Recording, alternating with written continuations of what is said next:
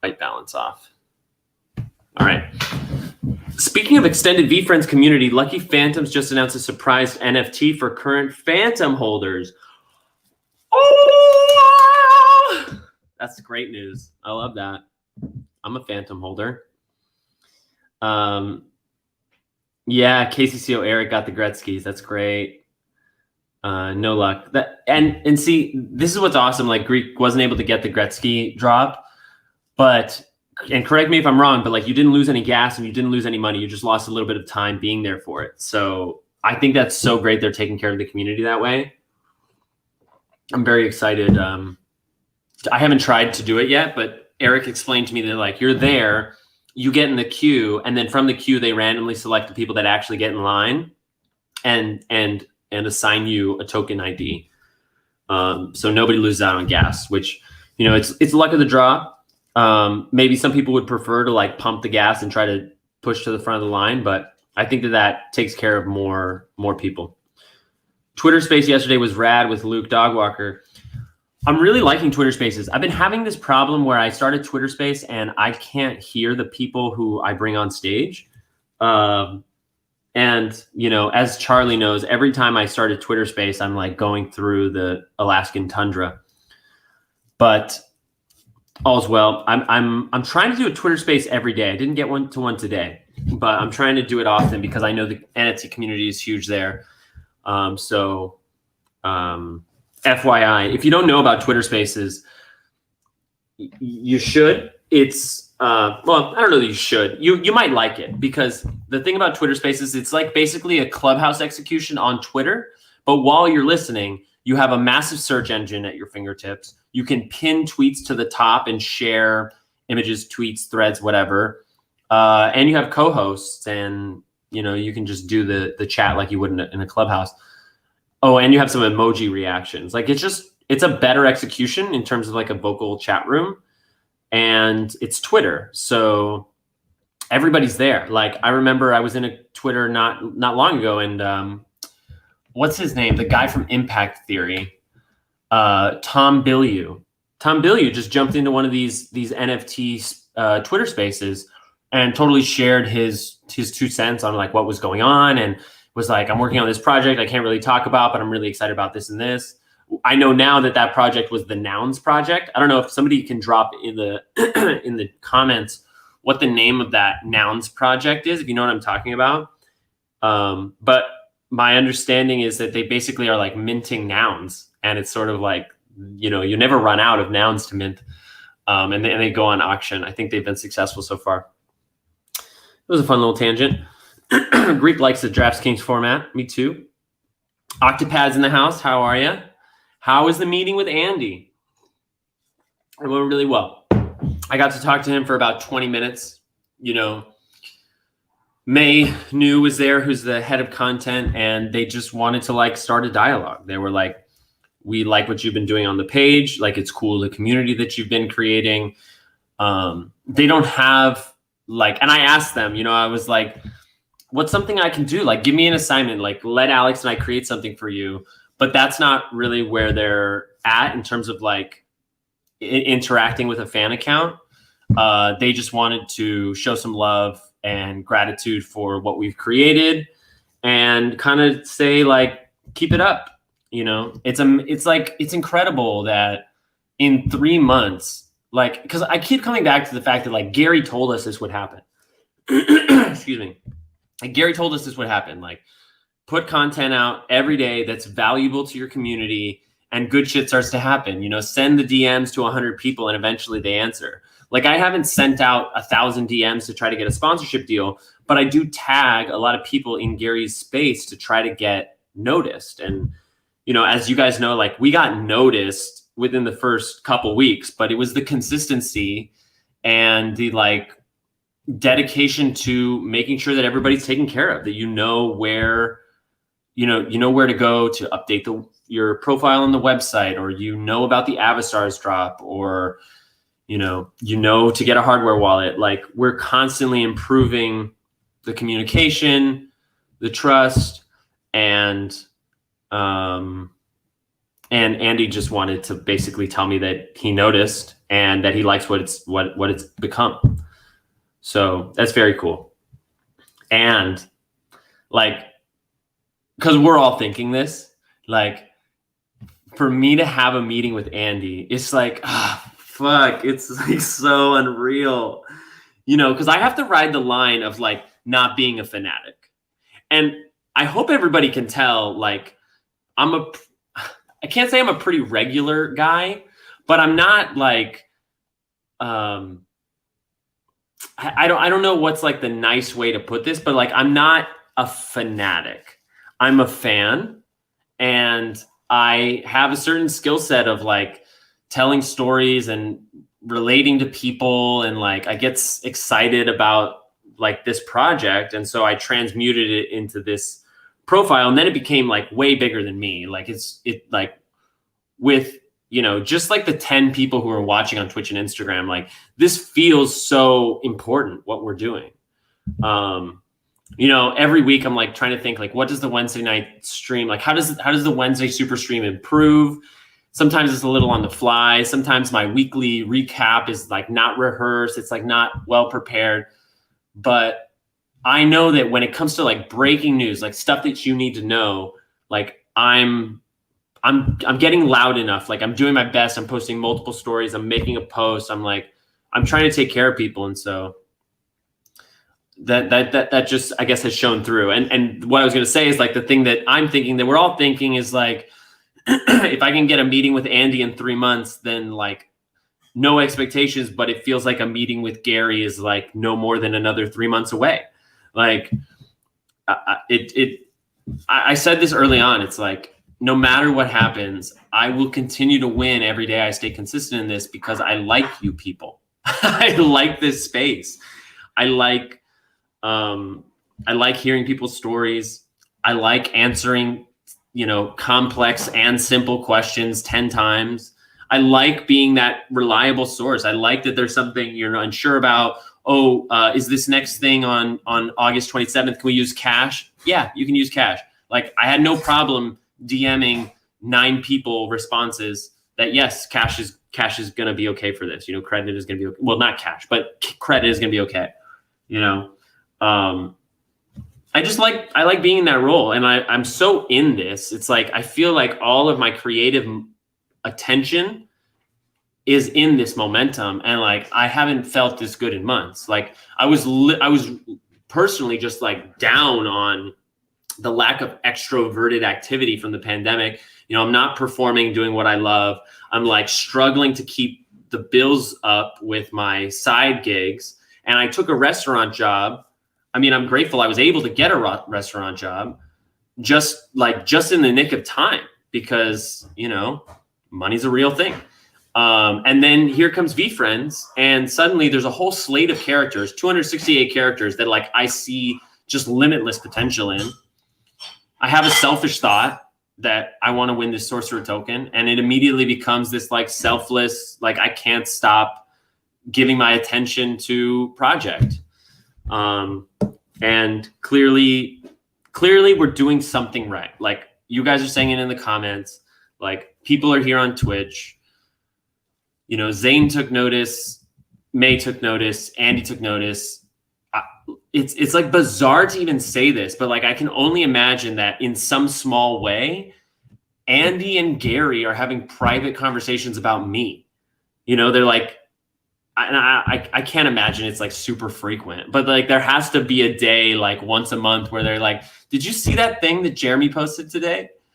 And that's incredible. Like that is some unreal shit. Like I've looked up to Gary for like 6 years. Like there was a time where I was performing a lot. It was like 2016 to 2018. And I was just constantly doing shows and birthday parties. And I was, this was before I was really doing handyman work. I was teaching a lot, and I was just trying to find my way out. Like I liked what I was doing, but it was the time for money hustle. Like I didn't have any space to like create wealth. I barely had money for investing. I was really uneducated about investing at that time. And I remember thinking like, God, I would give anything to just work for like 5 years at VaynerMedia. Like I would take any job at VaynerMedia and just hope that I land in a place where I can use my diverse skill set and be valuable to them just for the ROI of being part of the Vayner family. Like, I put so much more value on being part of the Vayner family than the paycheck from VaynerX. And, you know, I kind of forgot about that dream because it's like, well, like at that time, I wasn't thinking I could move to New York. I wasn't thinking, like, moving to New York was a whole other like zeitgeist in my mind. I don't know if I'm using that word right, but living in California, barely making it with my independent contractor income, I was like, how do I transfer this to New York in a more expensive city where I have less network, you know? But like, just the idea of working for Gary, even if I didn't really get to interact with him much, was like so attractive to me. And then I forget about it. Life goes on. Pandemic happens. VeeFriends comes along, and like I'm just so grateful for the outlet. Like I can't tell you enough how much you've helped me like come out of my shell out of this pandemic. Like I was still happy for the most part, but I got a little hardened, and I got a little dissatisfied with like where I was at, you know. I like wasn't patient enough, and I was just like feeling like I didn't know where to go, like didn't know where to move. Like I knew what I'd like to do, but I couldn't find a way to make that my living. And you know, you see Gary Vee's content, you're like, okay, well, you know, scale down, do it on the side until it becomes the thing. And I could understand that intellectually, but I didn't have the tools to make it happen. I didn't know how to, and I didn't want to start a business as a handyman and like go all into marketing that business, because that was more like taking my skills to get money, not really something I'm passionate about. The part I'm passionate about with handyman work is showing up and solving the problem. You know, like I love being the guy who's like, well, I can't get my printer to connect to my Wi-Fi, and I show up and I fix it in 15 minutes. And like the relief on people's face. Like I love giving people the help they need. So anyway, that was a really long-winded way of saying the meeting went really well. It's like surreal that I even got to talk to the guy. You know, by my estimation, if he's not already considered a legend, he's going to be a legend for what he does for VeeFriends over the next 20 years. And it was really cool to hear from him, you know, because he followed the page like a couple weeks ago. And then yesterday I woke up to a message from him in my DMs that was like, "Happy Tuesday, Jeremy." And then I said Happy Tuesday back, and he just sent me a smiley face. And I was like, what is that? But I didn't know that he wanted May to set up this meeting. So it must have been about that. But like, it was cool to hear from him that he likes the profile, that like what we've done.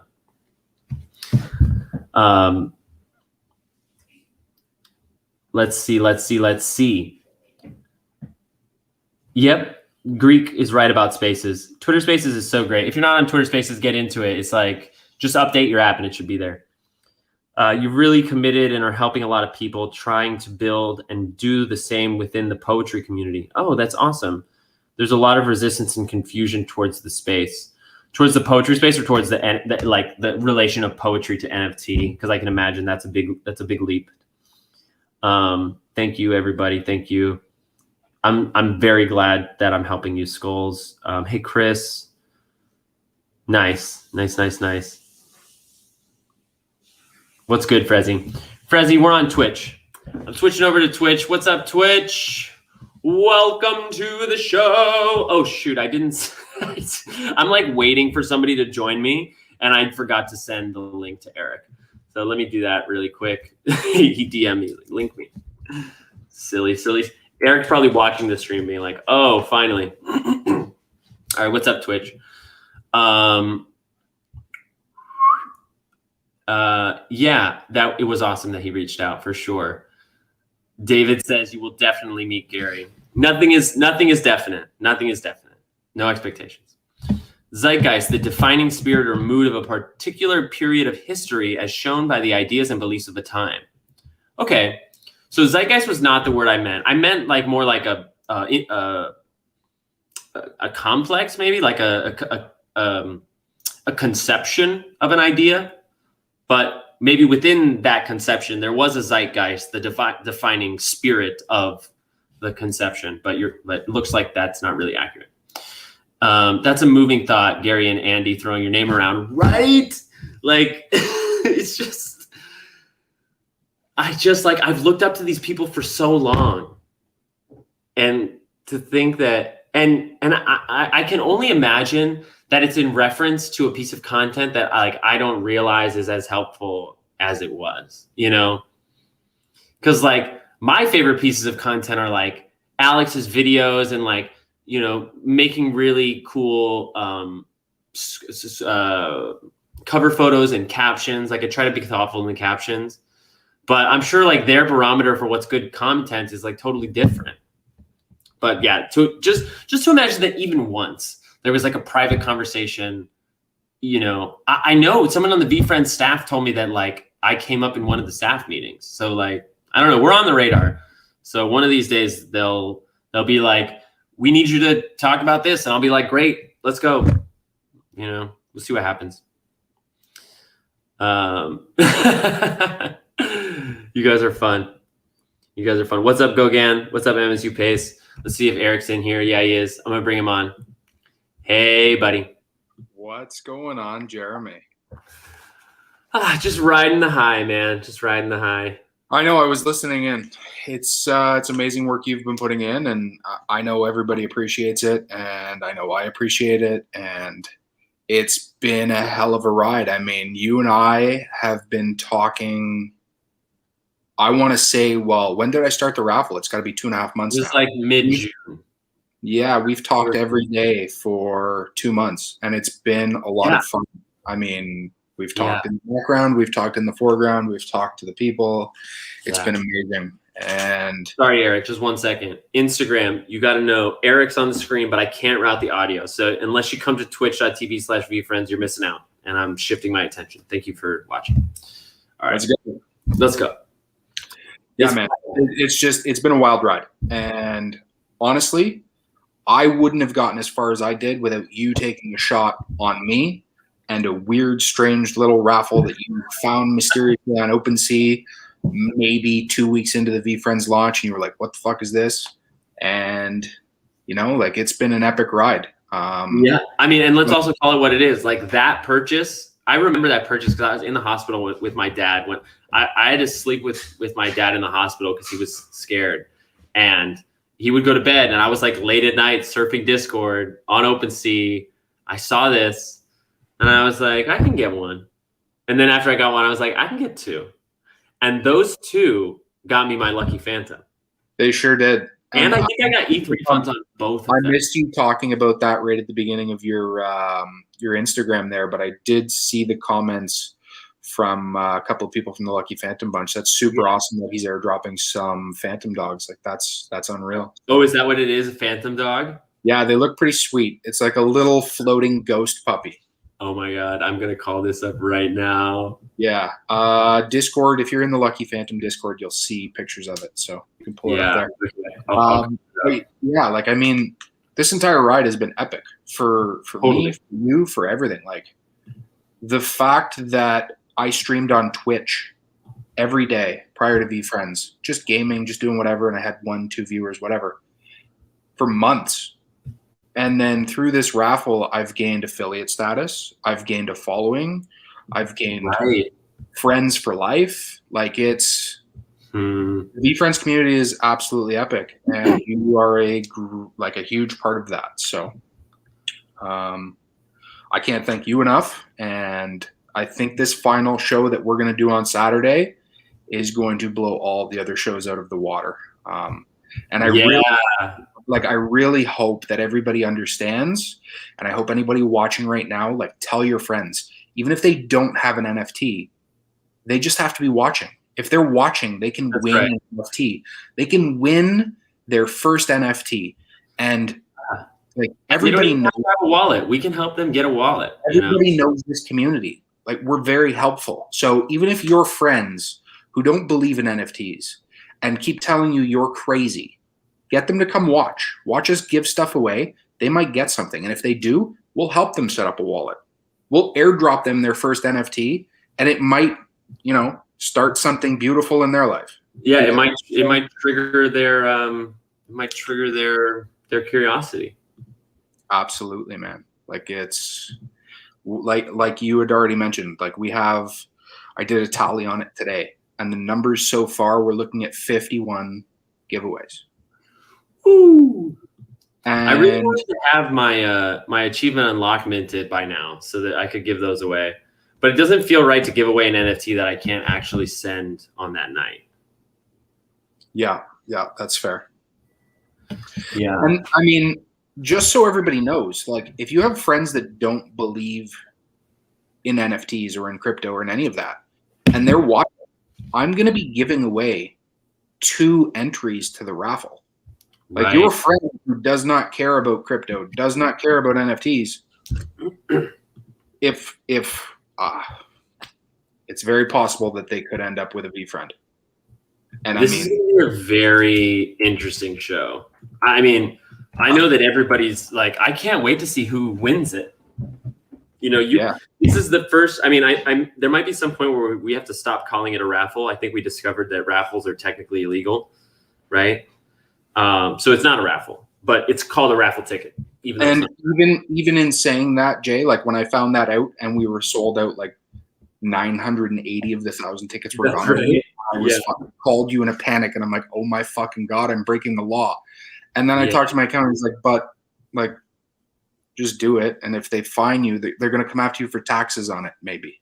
So like, I get it. It's already too late. I'm giving away the VFriend. We're doing it. And I'm going to own up to whatever consequences come of that. So somebody's walking away with a VFriend, and I am going to be so fucking happy.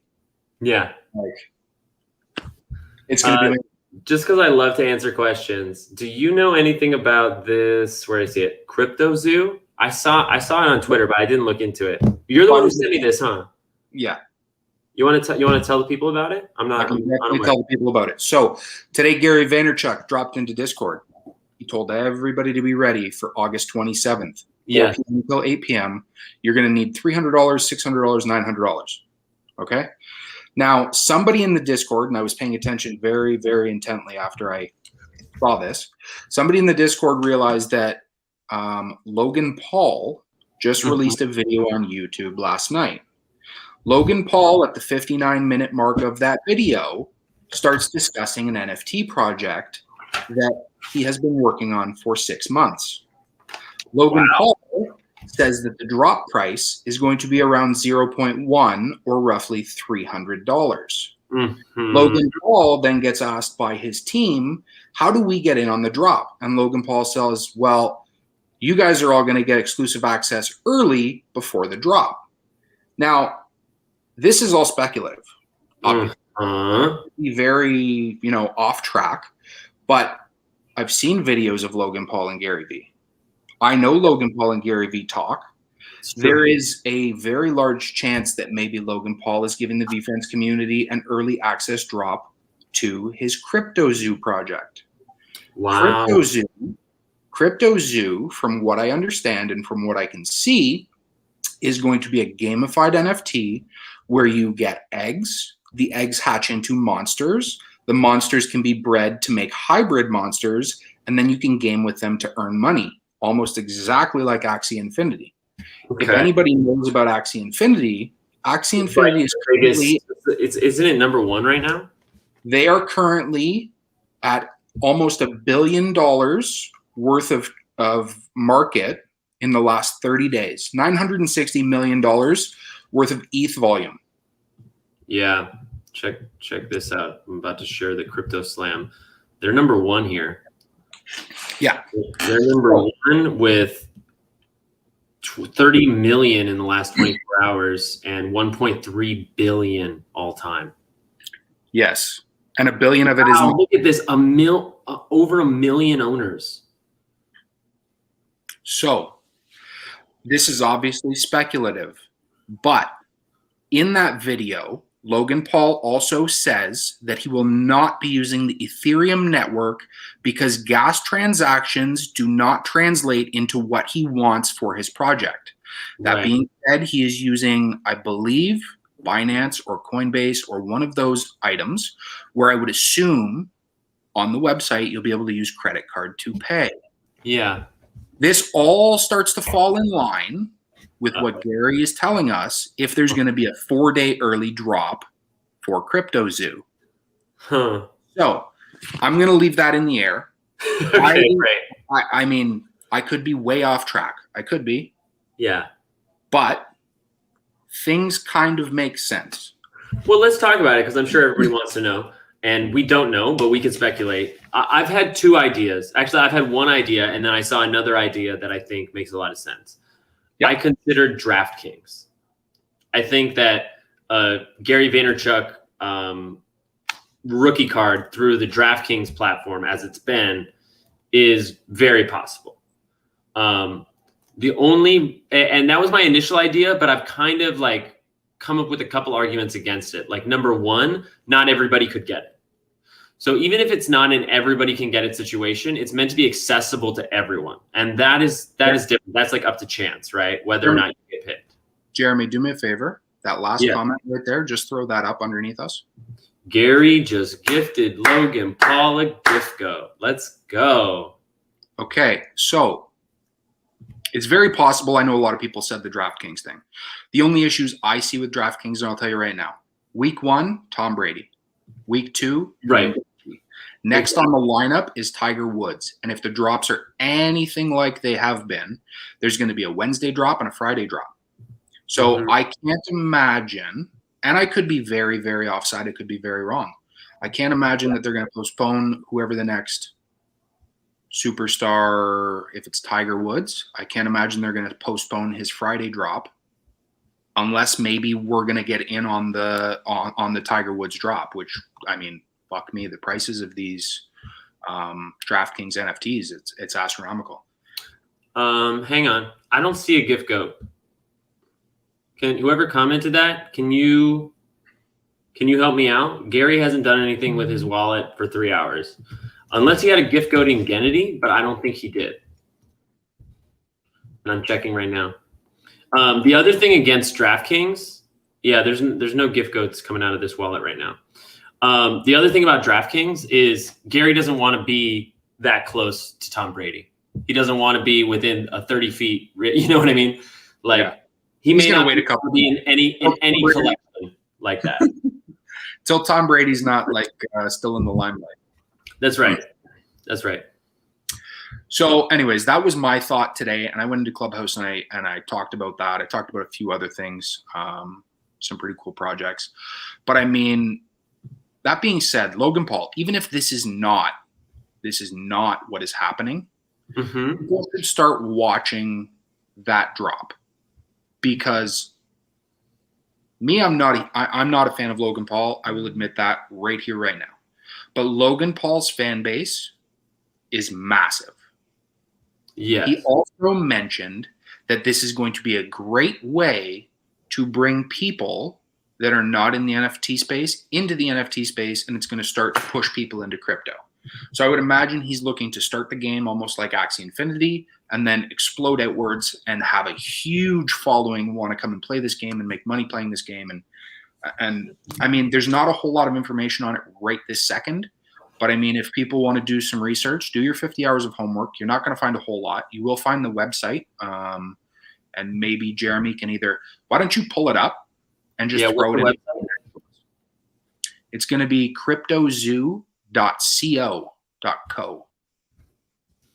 I have to show you something kind of funny because I've been saying since Polygon Minting came out that it was so easy to this is CryptoZoo, but it was so easy to mint that I anticipated that we might see some NFT spam start to emerge, like unwanted marketing NFTs and all the rest.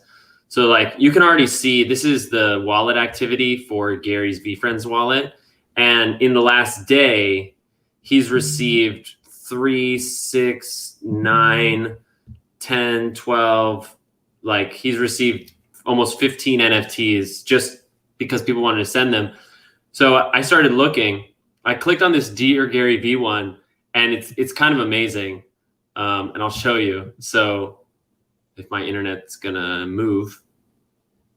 Come on, internet. There you go. So he just minted a screenshot of this text. and said, "Dear Gary Vee, I'm a fucking hustler and an artist trying to make it big, but what good is the value of your art when you have no influence? I'm sharing my NFTs. I want to make history, hold the world record for an NFT sale, turn my dog into the Mona Lisa." Wants to get his attention. And so I went, I clicked through to the collection, and he also minted pictures of his golden retriever, which is kind of adorable. And he minted one for Logan Paul. But this was very funny to me. He sent him a second, and he said, "I should have proofread the first NFT I sent. Whoops, sorry. Hey, I told you. I keep making the same mistakes. Kind of poetic. Hey, Logan, send me a note back and share my NFT of my dog, not the notes, yada, yada, yada." Like, it just interesting. Like, this could be a harbinger for things to come. Like, he basically is using NFTs as a text message, a picture message. CryptoZoo. And you know, some of these guys are constantly checking their MetaMask. Yeah, well, most people I think are checking their OpenSea and seeing what they have and looking at their collection. Do me a favor, click on that little gold egg in the corner. Here, what is CryptoZoo? An autonomous ecosystem where zoo owners breed, collect, and trade exotic hybrid animals via NFTs. What makes CryptoZoo different? Crossbreeding of never-before-seen animal hybrids. Oh, it's like some Chimera shit. Penguin cat. Oh, God, that's cute. Oh, man. And a gamified user experience will make CryptoZoo an instant viral phenomenon. The team is well-versed in both blockchain and the marketing space. I mean, this is awesome. I kind of was expecting to see more about the team, but I guess it's early. Is there more? You can check their Twitter too, I believe. Bryce was having a look on there earlier. And then they have a 10% discount on the base egg pre-sale available on the Binance Smart Chain. Huh. Do me a favor. MSU Pace just dropped a link to that gift code that got sent to Logan Paul, apparently. If we want to pop that open and have a look at it. Checking it out.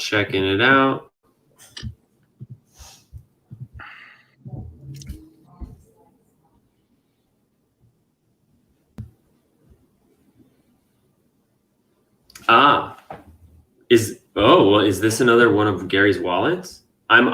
This D6A984 is Gary's VeeFriends wallet. I don't know whose wallet this is.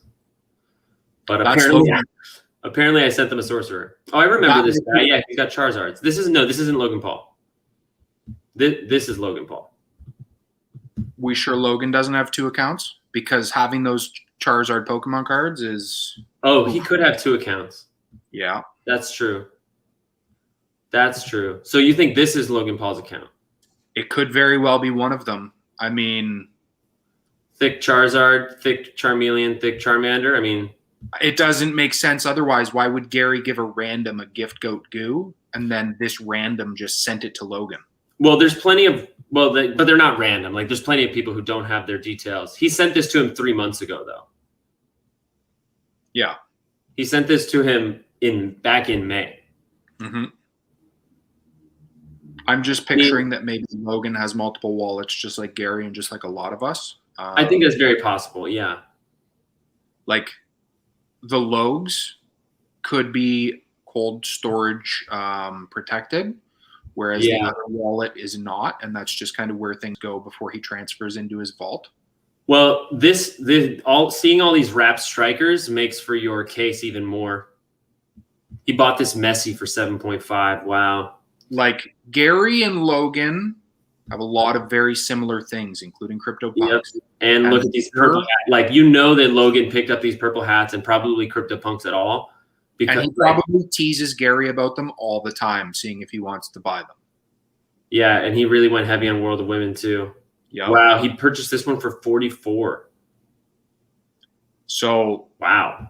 This is the only reason, like, maybe I'm way offside here, but there's a lot of connections. No, I think you're right. I mean, Logan is definitely following some of Gary's moves, and yeah, I don't remember the details of the conversation, but I do remember it was a Daily Bee or something that Logan Paul came on, and it was shortly after he had that backlash for the video he made in the cemetery. Do you remember that? No. There was like a short-term scan.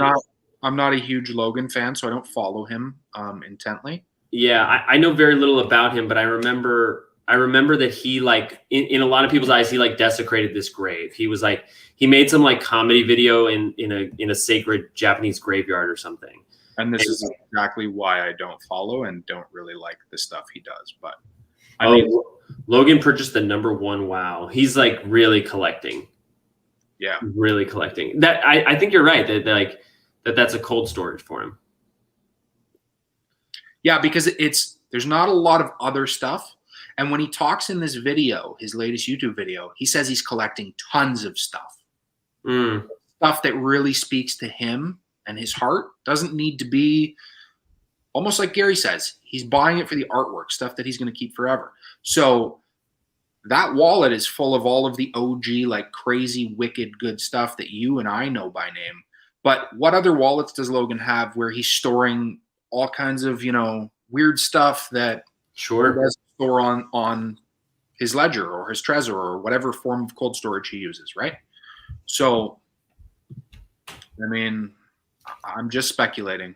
And, I've told friends, listen, be ready because, August 27th, you might have a shot for $300. And everybody just kind of brushes me off because they're not in the NFT. They're not in the crypto. They're not, you know what? Like, sometimes you just got to let those people do what they got to do. But that's why I'm telling everybody here this Saturday, if you have friends that don't like crypto, don't want to know about crypto, don't know about crypto, 10 a.m. Saturday.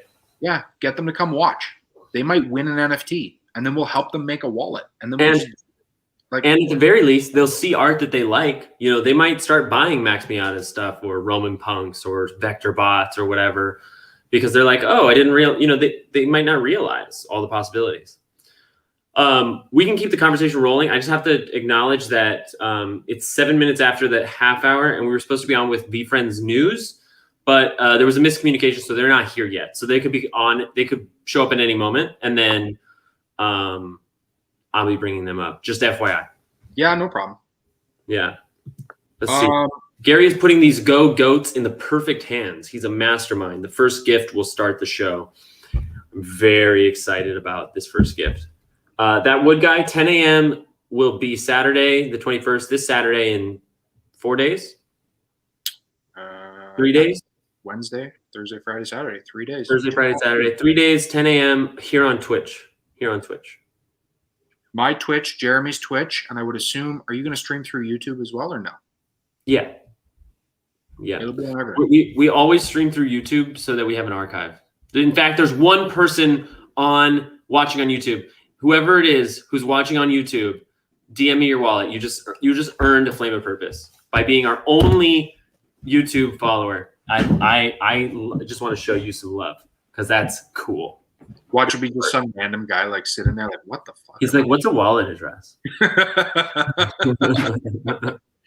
Oh man. I still have to figure out what to do with all these flames. I don't know if you saw that video. I went to the community. I was like, should I burn these? Should I give them away? Should I just list them and let them sit unsold for as long as it takes? And most people said to just keep it listed, But I think there's a lot of people that like just can't afford it. And if they can't afford it, then I'd rather give it to them. I think the giveaways are a good idea. And I also think I mentioned to you earlier on that burning them could also be a good idea because then it creates scarcity and it brings value to the people that purchased it from you. So further on down the line, when you're well known and you have all kinds of artwork up and you start playing the game and all of the stuff that we've discussed through Instagram, people want your stuff. So having scarcity is kind of good. But if that's the play, like I'd rather keep them. I'd rather go long on my own self and then I can sell them when I need to, or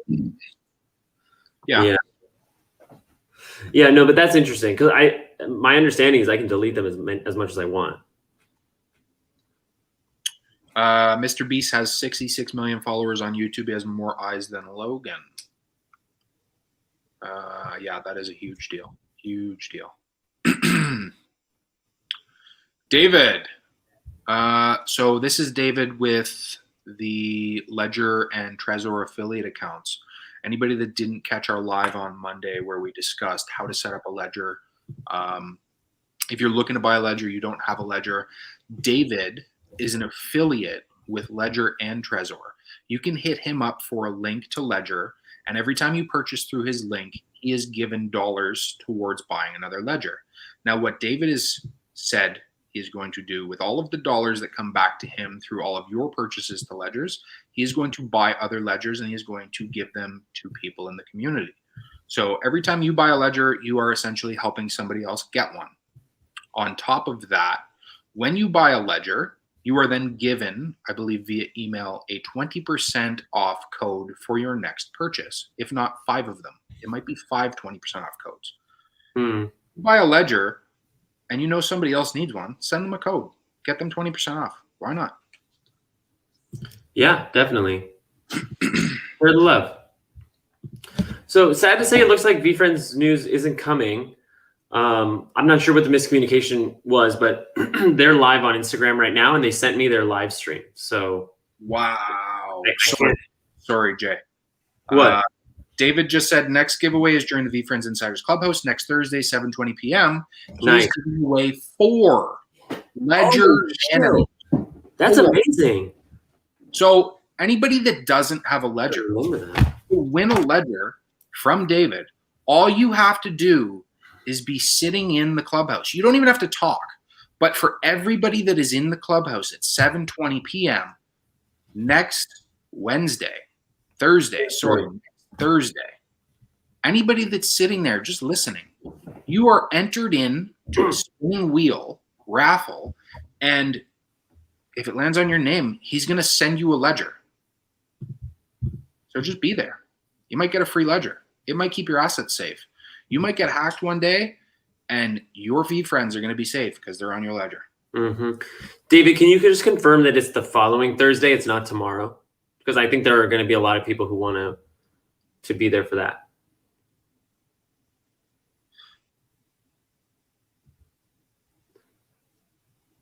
I think Mr. Beast having the gift goat is a much bigger deal. Yeah, I mean, they're both big deals.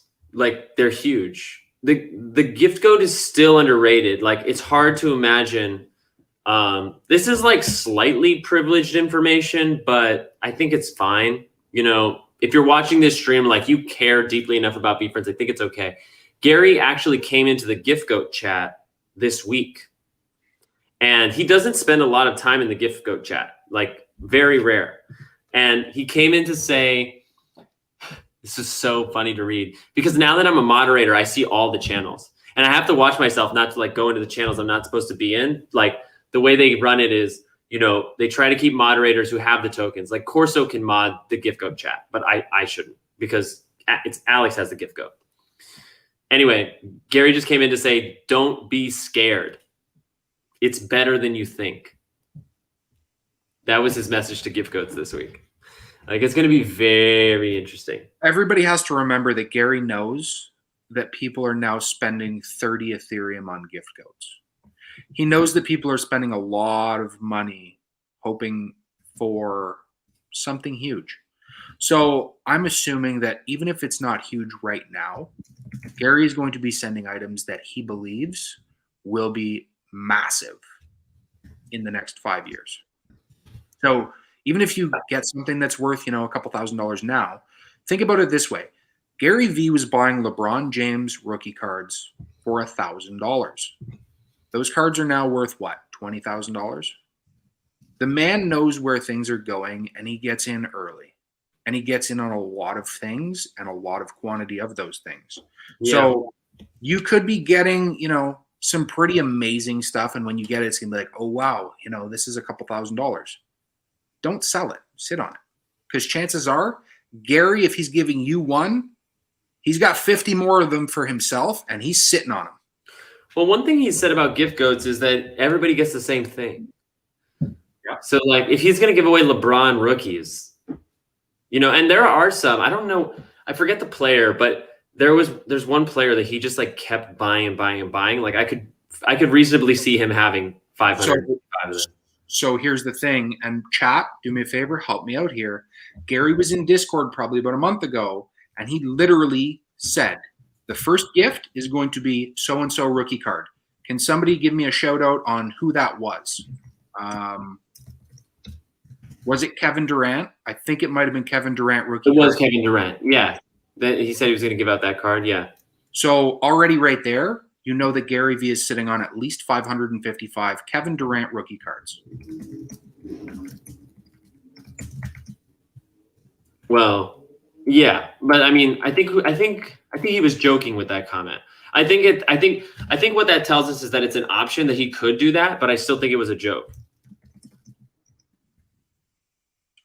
Yeah, I don't remember the exact context. I just remember him saying Kevin Durant and everybody going a little bit wild there. So I think it was actually it's JN Garcia who asked him in the Discord, what's the first gift going to be? I think he said, shooting my shot. What's the first gift going to be? And Gary said a Kevin Durant rookie card. And then everybody went wild. Yeah. Rightfully so. Corso just said, I don't think it was said like that as well. So I could be wrong. I know that I saw Kevin Durant, and who knows? Maybe that is what it is. Maybe it's not. Like Gary's got tricks and all kinds of things up his sleeve. Why don't we just go to the source, shall we? I think I can just do this. Bada bing, bada boom. Ask and you shall receive. There's his one message where he mentions Kevin Durant. What's the first gift? GOAT gift? Shooting my shot. Kevin Durant rookie card.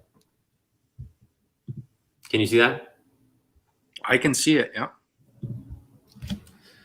Oh, what's this? I heard he's paying two people $300,000 to make sure the Gift Goat project booms.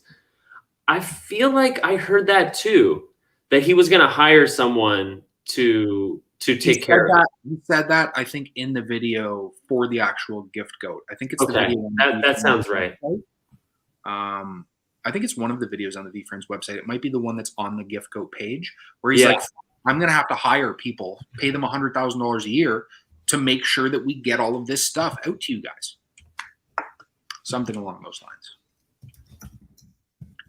Corso, I guess it was straightforward. He was very to the point with what you were getting, and it was like, Gary is very like mysterious when he says things.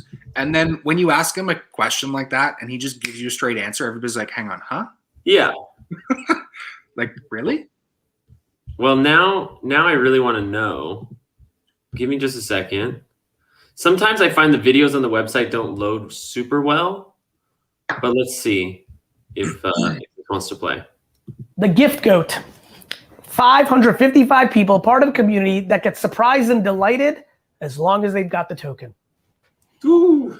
I mean, there's a big one. Once people start understanding the kind of things that are being sent consistently, I think the FOMO and the market gets created.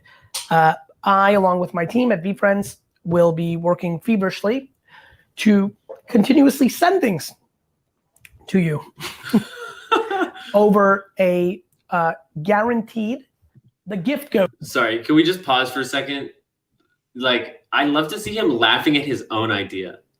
Like, he recognizes that this is wildly outrageous and knows that that's like where the value is. Yeah, 100%. I don't know how far into it were we. But you put in your address. Good luck. That is the token. You buy it. You have the token. Comes along with the conference ticket. But you put in your address and stuff shows up to your house. Good stuff. Potentially, depending on how I can leverage my life, great stuff. Potentially, depending on how I can leverage my life, great stuff. That's also very notable. I guess that's the end, is it? Yeah, so it was definitely in another video. Not that one necessarily, but I remember really interesting saying it. It's so interesting that he said that twice. Like, because number one, it tells us he doesn't know what the gifts are yet. Right? At that point, he didn't, right? Because that video was actually made before VeeFriends launched. So right. And I would imagine that even now he doesn't really know. He might have a couple lined up, but there's no way he has all 18. He doesn't need to. No, but like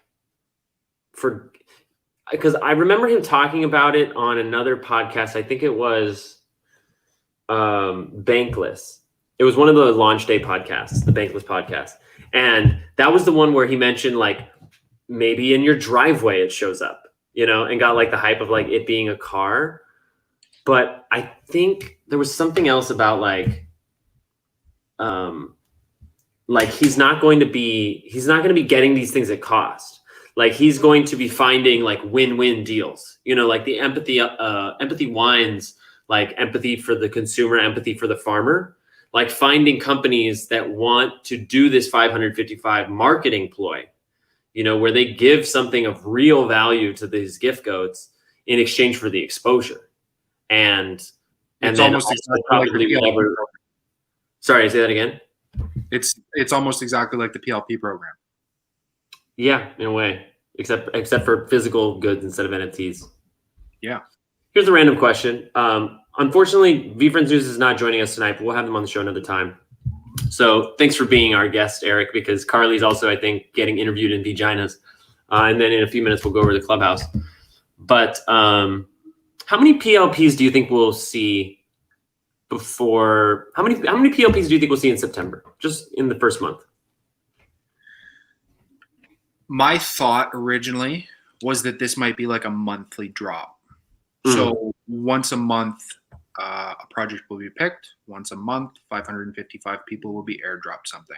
Yeah. Now, I would imagine that now that this is a known thing and it's been spread across Twitter, everybody under the sun is going to be like, well, fuck, I can get serious exposure by submitting this application with my art. And if Gary likes it, he's going to run with it.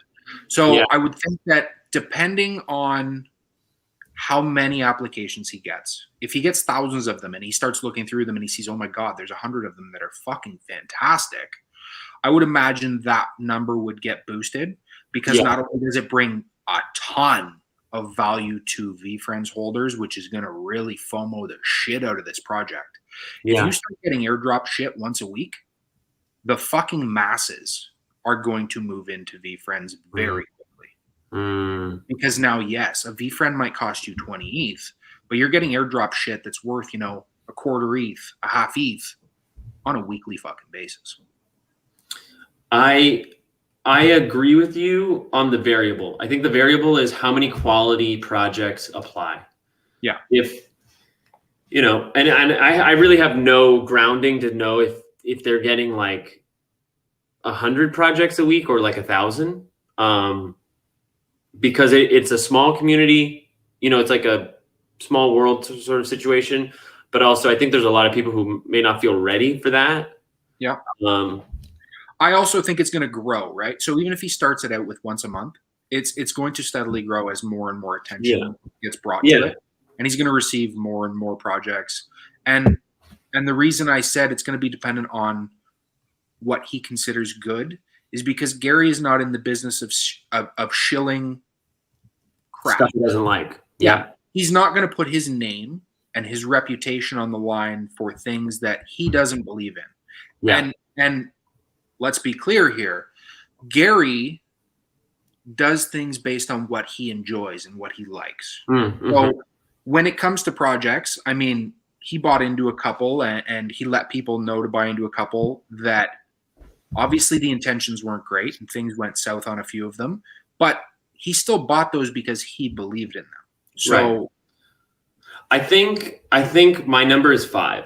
I think he would like to see 5 per month, so that once a week we're getting like Wood Guy says, like once a week something's going out. But it really it depends on the supply, because just because there's a project that they could airdrop doesn't mean it's one that they will. Let's take MSU Pace's question. A core is going for blank 2 to 3 weeks before VCon. Ooh. So I'm assuming this is the first VCon. This has a ton of variables as well, because just falling back to the question that we just talked about, if the PLP program astronomically boosts all of this, because we get weekly value by owning a VeeFriend, like let's talk Bored Ape Yacht Club. The floor on them right now is like 15 ETH. I get it. You get access to the art room. You get access to the river boat. You get access to this and that. But I still believe, and I'm going to continue to believe, that Gary Vee brings a higher quality of value and utility via his project. Good night, David. I agree 100%. I agree with 1,000%. And I know, okay, so the only difference and the only variable I see between the two, every Bored Ape is different. Gary Vee has tokens where there's one of 20, one of 5, but even still, the real world access that VeeCon is going to bring, as well as anything else that he throws into this, as well as collaborations, as well as IP, long term is going to be way, way, way, way bigger than Bored Apes. So that being said, if we're going second quarter of next year, I'm going to say core floors maybe 15 ETH. Like, I know we almost got there when he came in. Like, it's going to be weird because every time Gary comes in and says, major fucking announcement, raise the floor, everybody goes. So we watched the floor a week ago go from 6.7 right up to, I believe it was like 9.92. Yeah. And then over the course of the week following that, it's plummeted back down to 7.5. It still hasn't gone back down to the 6.7 it was at, but it has dropped off. Yeah. Right? But like there's support there now. And like it's like very rudimentary technical analysis, but like there was resistance at 7.5 and now it's support. At least for now. Yeah. I know. I agree with you. I think like they're saying MSU Pay says that they got 25 is at the highest, and like when I consider the reality of that, I can see okay, that's possible, but the big variable is the ETH value. What is the US dollar ETH value? Because I can see 25 ETH when ETH is at 3,000 or lower, but if ETH makes a run up to 7K or even 10K, like people really wanted to this cycle, there's a good chance that by May of next year, we'll have run out the bull cycle and we'll be entering the bear. So we'll have like peaked ETH at 10K or 6 or 7K, or maybe we just like go back to the all-time high and shoot up to like 6 and then go back down. Whatever happens, like we'll probably be riding the wave down at that point to find the new floor for ETH US dollar. And that's going to have a really big impact. Because if we go to a super cycle, or if just like a lot more money comes in, we're talking like if another $1 trillion comes in to just the ETH market and we're sitting at 6,000, a 10 ETH core is basically a 20 ETH core today. Like that's massive. So on that note, what really, really confused me, when VeeFriends floor was at 4 ETH, Ether was at about $3,000, $3,500. Everybody was selling, flipping, whatever.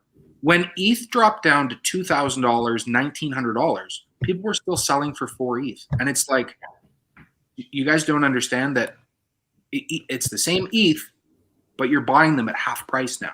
Well, it's complicated, right? Because some people see 1 ETH as 1 ETH. Some people see ETH as the US dollar value. And some people are just not paying attention. They list their tokens and like they're not concerned about the price of ETH. Yeah. They're looking for their ETH return, but it's different. And then we watched the price of ETH go from 1,900 back up to 4,000 or close to 3,000, whatever. And VeeFriends climbed with it, which was like, that's even stranger to me because now if you're thinking in USDs, the ETH amount should be going lower as the USD goes higher. Like it's a weird balancing act that I think a lot of people aren't really paying attention to. But we'll see. We're going to see short term. We're going to see long term. Like there you go. We're living in a cycle where short term projects are valued over long term projects. It's crazy watching all the avatar projects sell out instantly. Like, yeah, man. I honestly feel like I need to take a macroeconomics course because there's just so much that I don't understand when it comes to like the macro moves. This was fantastic. Thank you for being on the show, Eric. I'm gonna bring Clubhouse into the Twitch, so they won't be able to hear you from here. I'm gonna jump on the Clubhouse too. Before we go, Yeah. I have a question for you. Okay. We are going live, and maybe the audience can help us out here. We are going to go live. Right now, we have a few special guests. I've been thinking about bringing one or two others. Who from this community do you think we should spotlight? Who do you think stands out? Who do you think deserves a little bit of extra attention? And whose project do you want to see up on stage with us on Saturday for the final? I love that. There it is, folks. Leave your answer in the comments, please, and thank you. And I'm gonna join. I kind of have to go to the bathroom. I'm gonna go to the bathroom before I join Clubhouse. Be right back. We'll stick around until he gets back because I want to see what some of you answer to that. I also have one more question as soon as Jay gets back. I talked to him a little bit earlier this week. I would love to hear from you guys in the comments. The Knowing Gnome raffle is about to end. Saturday, it is over. I am giving away the Knowing Gnome VFriend. It is gone. We are essentially going to wrap up all of the giveaways. We are going to wrap up all of the spotlight artists. We are going to wrap up all of the lives. Now, the guy making the 3D VFriends on Instagram. I like that. I like that a lot. Jeremy will know his name as soon as he gets back. My question is, do you guys want to see more spotlight artist lives? Or David, the girl with the tattoos, is already going to be in there with us. So your wish is going to come true. And we're also sending her love because she's feeling a little sick today. She was supposed to be highlighted in the Vagina's room, but she's just not feeling well. Jacob said the guy making the 3D VFriends on Instagram. Who was that, Jeremy? Is that Oh, Nixan Creatives. Yeah. Yeah. They're great. Do we want to get in touch, see if they want to come on live? Sure. Yeah. I think I have to join this Clubhouse. Yeah, okay. Okay. I'm going to pull you down. Otherwise, I'll be listening to two things at once. I will catch you after. See you soon. Trying to finish work and catch up with real world work to be able to use it at some point. So you got a nice home gym? Yeah, I used to lift weights like a madman when I was younger, and life and work and everything else just kind of took over. But I'm trying to get back into it the way I was. I was doing 5-6 days a week, and a little bit of a monster. Wow, it's I a hit party. today, so I'm gonna die tomorrow. What's up, Jeremy? Hey, everybody. Hey. Don't stop the conversation on my part. What's going on? Hey, Jeremy. Hey, Brian. What's up?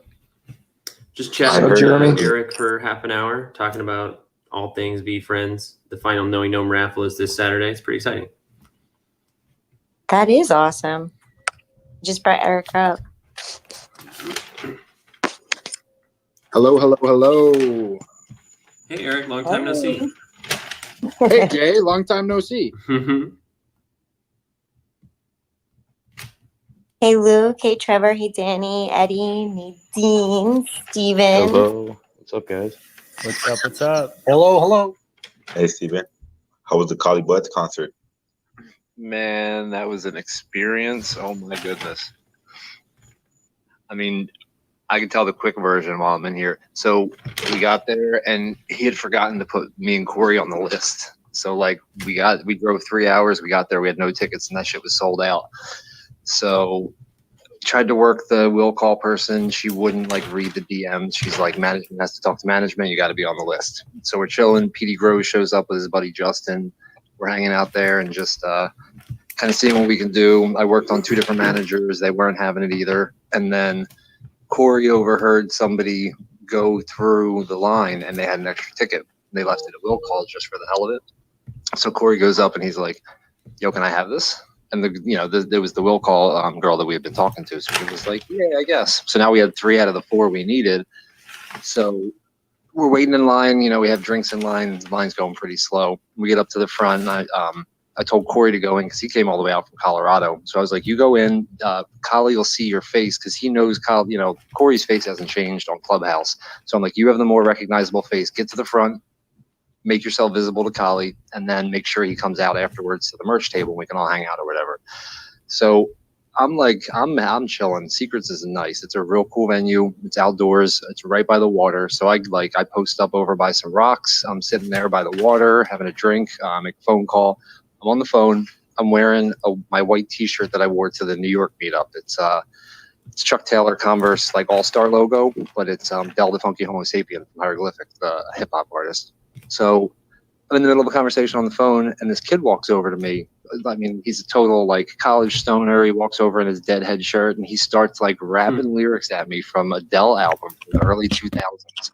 And I'm like, I'm on my phone call, and I'm like, hold on, I got to put the phone down. So I talk with this dude for a couple minutes. He's about to go back over to his friends, and I was just kind of like telling him, yeah, I'm just chilling, come on over, say hi. I'm going to be out here for a while. My friends are inside. He goes, oh, I got an extra ticket. My girl's best friend bailed at the last minute, so I got 3 tickets, and it's just the 2 of us. Gave me the ticket, and I fucking got in, and it was one of the best shows I've ever seen. Like, straight up, like, everybody was vibing. It was. So you didn't even get a chance to see Kali, bro? Didn't get to meet him or anything. We went to the tour bus after. We got to meet his guitarist, and then we just kind of walked around Ocean City until about 4 a.m, and then got home like 8 a.m. But yeah, we didn't get to get up with Kali, but it was, in spite of that, it was still an amazing experience. Maryland or New Jersey? Ocean City? Ocean City, Maryland. See at Secrets. That's what I thought. Wow, that's awesome. Yeah, it was a good time, and it was it's got a story behind it now too, so makes it kind of extra special. And Kali came out dressed like his ape. Did you see the pictures I posted? Yeah, bro. I didn't want to tell anybody, but I had preview shots. He had already sent me that what he was gonna wear. That's So funny. I asked Corey if he thought that he coordinated that with you, or if he was like punking you to get to do it first. You know what I mean? Nah, we coordinated it. Yeah, it was so much fun. I was like, bro, that's gonna look so awesome. I'm standing there in the crowd, and me and Corey look at each other, and I'm like, he's dressed like his fucking ape. Nobody here even knows what that means. Like, I felt like I had inside information. Like, none of these people know what that is. It was so cool to see. And he had the biggest genuine smile on his face the whole show. Yeah, like he was back, right? Like he was back to what he loved, right? Oh man, he was in his element. He was vibing with the crowd. He brought like 4 people on stage. Oh, it was fun. He was having a great time. So the whole crowd picked up his vibe. Was this his first show in the past year? Yeah, first show coming back from COVID. Good for him. That's awesome. Now I'm extra excited. We're gonna see him in 2 weeks here in San Diego. We've got like the whole San Diego V-Friend meetup basically at his concert. Oh, that's awesome. Yeah, I gotta say, I've been to 150, 200 concerts easily. This was one of the top 5 of all time that I've been to, no question. Wow. Awesome. And you didn't even get the VIP access. Imagine that.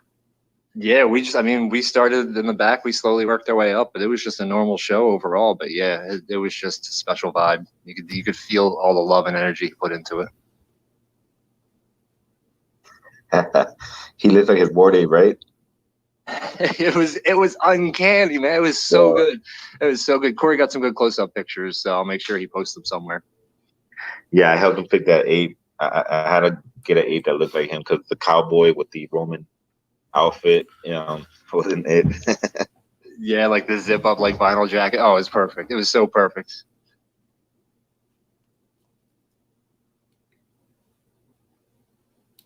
Let's fucking go. Let's fucking know. Yeah, Jeremy, know. What do you know, Jeremy? Bro, I know some things. I really do. What do you want to know? I would love to know what you know. Well, you know that I know you know. Let's fucking go. I got a random question for you. Something came up in our stream just now. Just spitballing. How much do you think a core token is going to be worth 2 weeks before VCon? 10 ETH. I was going to say 10 too. 10 ETH, easy. All right, what else we got? 15. 15. I got 15. Do I get it right here at 20? I think yep, 13 to 15. Nope. Yeah, 15 is realistic. I think that's realistic too. Yeah. A lot of 13 to people are 15. going with the 10, even on Twitch. And I think I said 15 as well, right, Jay? Like, I believe that it's going to be comparative to Bored Apes. Yeah, And it Bored hit Apes is already there. like the Avastars announcement, and it hit 9. You know what I mean? That wasn't even like the show yet. I think 20. Let's Yeah, go. 13. I'm gonna go with 13. Yeah, I 20 is hope you're right. believable. It's a stretch, but it's believable. Yeah, it depends a lot on the ETH value, I think. Like, I'm not sure the space is mature to like just stick to 1 ETH equals 1 ETH. I think it's going to be a big factor where ETH goes. I think right before entry, there's going to be that one guy that pays 20. There's also, Jay and I were discussing on Twitch, the fact that if the PLP program launches effectively and people are being airdropped things on a weekly basis where you are getting weekly value out of owning a VFriend, the VFriend's floor is going to go up for sure. What do you guys think? Do you think the PLP is going to be once a month, twice a month, 4 times a month, more? I think once a month. Once a month. See, I totally think I think he's going to shoot for 5 each month. But there has to be quality projects to give, you know? I agree with that. I'm going to go once a week. Yeah, 1 a week. 4 to 5, absolutely. Yeah. Interesting. Well, welcome to the show, everybody. Thanks for being here. Thank you, Nicole. How was did I see on the calendar, on Sarah's calendar, that you did like a Wing It Wednesdays? Is that also for Let's Be Friends? Not for me. Oh, it must be BitMonkey then. Maybe. Oh yeah, it must be us. Yeah. Hey. So, like, I'm gonna mention this in the weekly news, but I want to just give some context to it before the recording. Sarah Fay, who's in the community, I don't know if she's here right now. Sarah, if you are, please speak up. She just got very inspired this week, and I guess had more capacity, and is now taking the lead on keeping the community in the know on everything that everyone's doing. So she's created a Google form where if you're doing an event and you want VFriends to show up, you can fill out the form and everything gets added to the calendar. So there's no screening process. It's like, so long as it's either VFriends related or adjacent, you know, it's your personal project, whatever, fill out the form and then it goes in the calendar. And I didn't really make it happen this week, but in the weeks going forward, whatever's on this calendar, I will put into the community calendar on Google Calendar that lives on the website. So like right now, the entire slate of Let's Be Friends content is there. BitMonkey's on there. VFriends Family Tree is there. VFriends Insiders giveaways on Thursday is there. And this show is also there, as well as this week on Saturday is the final Knowing Gnome giveaway at 10 a.m. on Saturday. And I'm going to talk about this as well, but if you didn't know, not only is the final giveaway Saturday, like somebody by the end of that stream is going to be going home with a Knowing Gnome core token, but also Eric has rallied like more than 50 NFTs to give away to people who are watching the stream. So unlike the previous iterations where it's randomized by your raffle ticket, you don't have to have a ticket to win this time. You still, obviously you need your ticket to get the Knowing Gnome, but any viewers are going to be entered to win the NFTs that are given away on Saturday. So it's a really great opportunity to get people in that maybe don't believe in NFTs or like don't see the value, you know, because it'll be on Twitch. So we'll be able to show the NFT that's being given away before we roll the dice and it's sent out. And, you know, your friend could literally win their first NFT and get in the game that way. I think that would be really cool. So I want to let you know about that. And what else? Hey, Tim Cernet and Renato's here. If anybody wants to come up on stage and chat, please just feel free to request. Hey, Mary and Luke and Doreen, Holly. It's so awesome to see people that are like coming week after week. This is so cool. Hey, Anthony and Adam and Ben and Becky and Daniel and Chase, who's on stage. Hey, Sarah, happy birthday. Maria's here. Hey, Alyssa. Hope that your guys' Vaginas went well. I only caught like the first half, but it sounded really fun. I know you had to roll with the punches. Hey, Ben. Jared Gum. I don't think I've seen you before, Jared. Welcome, welcome. Hey, Holly and Kayla here. Greek's here. David, I'm just always going to call you Greek because normally I just see Greek. Hey, David. We got 2 Davids. Natalie, Irene, Jacob, Eric, Eddie. Eddie, what's your dog's name? That's Mally. Mally. Unfortunately, she passed in June after she turned 13. She's beautiful. Thank you. Hey, Trevor and Steven, Danny. Wow, what a profile picture. That's cool. Hey, Dave and Andrea. Wow, it's a big crowd tonight. Hey, Nadine and Rich. C. Marcelo's here. Marsan. Vinny. Hope I pronounced your name right. Hey, Jose and Hysteria and Signe. I'm sure I pronounced the names wrong, but I really like to acknowledge everybody. It's interesting to think if we keep doing this for weeks and weeks, there will become a time where that's not practical, but I'll still want to take the time. I appreciate everybody coming out. If you haven't been to the show before, we do the weekly recap on everything that happened in the VeeFriends space, Gary Vee's NFT project.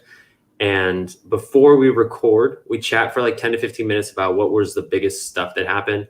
Also to make sure that I don't miss anything, and also just to comb out some details that are important. So, open floor. The things I'm looking at right now are the Sorcerer announcement. So there's a September 25th is the day that we're expecting to hear who the 5 sorcerers are. Gary has been going wild on Crypto Strikers, which is a soccer player NFT project. He announced today there's going to be a buy-in opportunity for $300 on August 27th, but he wouldn't tell us what it was. And Mr. Beast and Logan Paul are now gift gold holders. What does that mean for what's coming forward? And then there was a really big Q&A with Gary on Zoom that happened this week. Besides that, the only thing I have is the moment with the hackers. For those who were here last week, you'll remember that there was a big exchange with somebody who had hacked and stolen multiple tokens in the Discord, and they actually gave a few back, but not all of them. It was a very surreal moment. I'm not sure if I'll include that in the podcast. It's kind of like a difficult topic to address, but anybody have details that they want to share about anything that I just said or something I might have missed?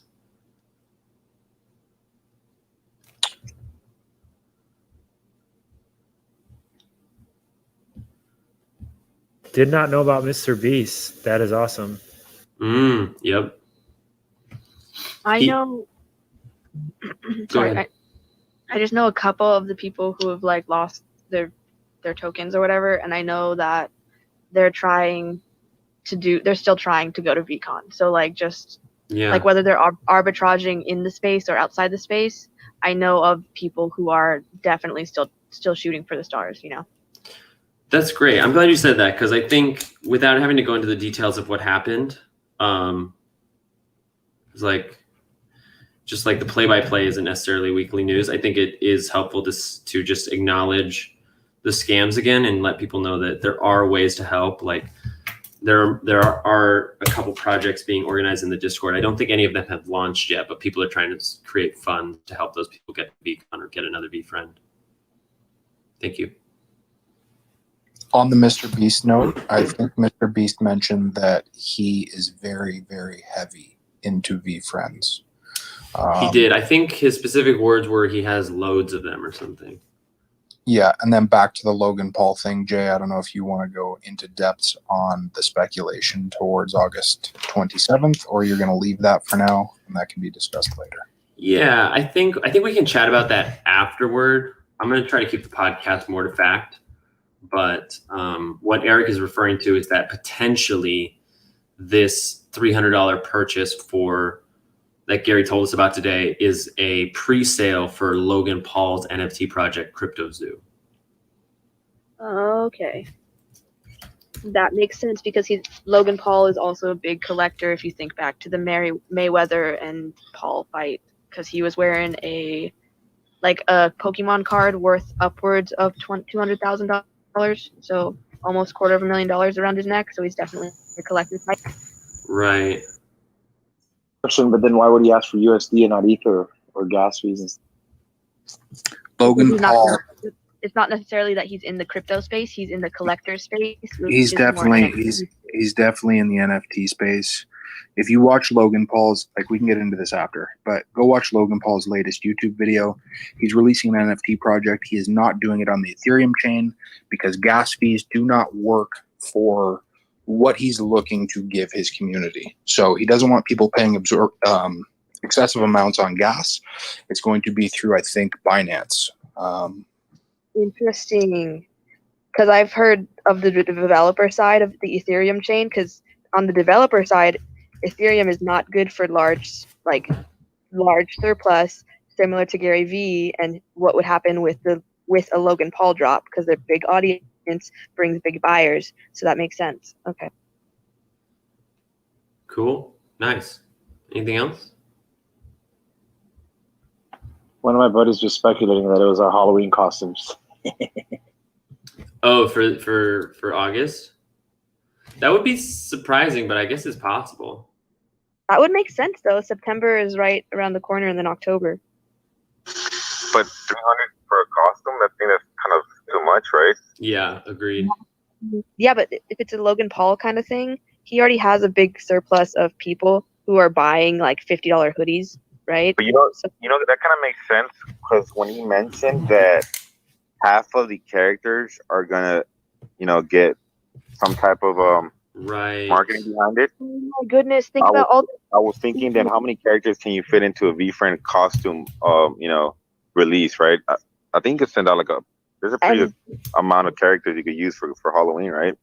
And if you think about it, people my age, 22 and younger, that's Logan Paul's audience too, right?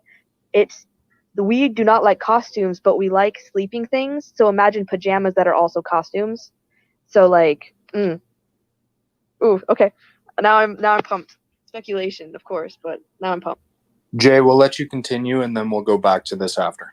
For sure. I'm searching actually Discord for that. It was this video, right, about the half. Dots, I think I understand your statement. Yeah. I'm just trying to find what he said about what Brian was talking about. He said he's got an announcement coming that's going to split them in half. Fuck, I thought Gary just walked into the room and started I talking. did too. Yeah. I was like, what the fuck's Real. going on? What happened? What happened? That was a prank. Let's go. So we all had a mini heart attack. Yeah, I everybody swear to God. Oh my God. The audio was so clear. Jared just punked the fuck out of us. Oh, We all because just you got can hear. punked hard. Oh, fuck. Yeah. Oh my God. No. It did make me stop in my tracks. It totally Yeah, I was did. like, I was no like, way. holy shit, did Gary pop in? Oh my God. I'm so sorry. Jeremy, what are you doing to us? Oh, soon enough. One of these days, I could see it happening. You guys, I had a 30-minute meeting with Andy K today. What? Yeah, with May New, who's the head of content for Team Gary Vee, and Andy Kraniak. How do you feel?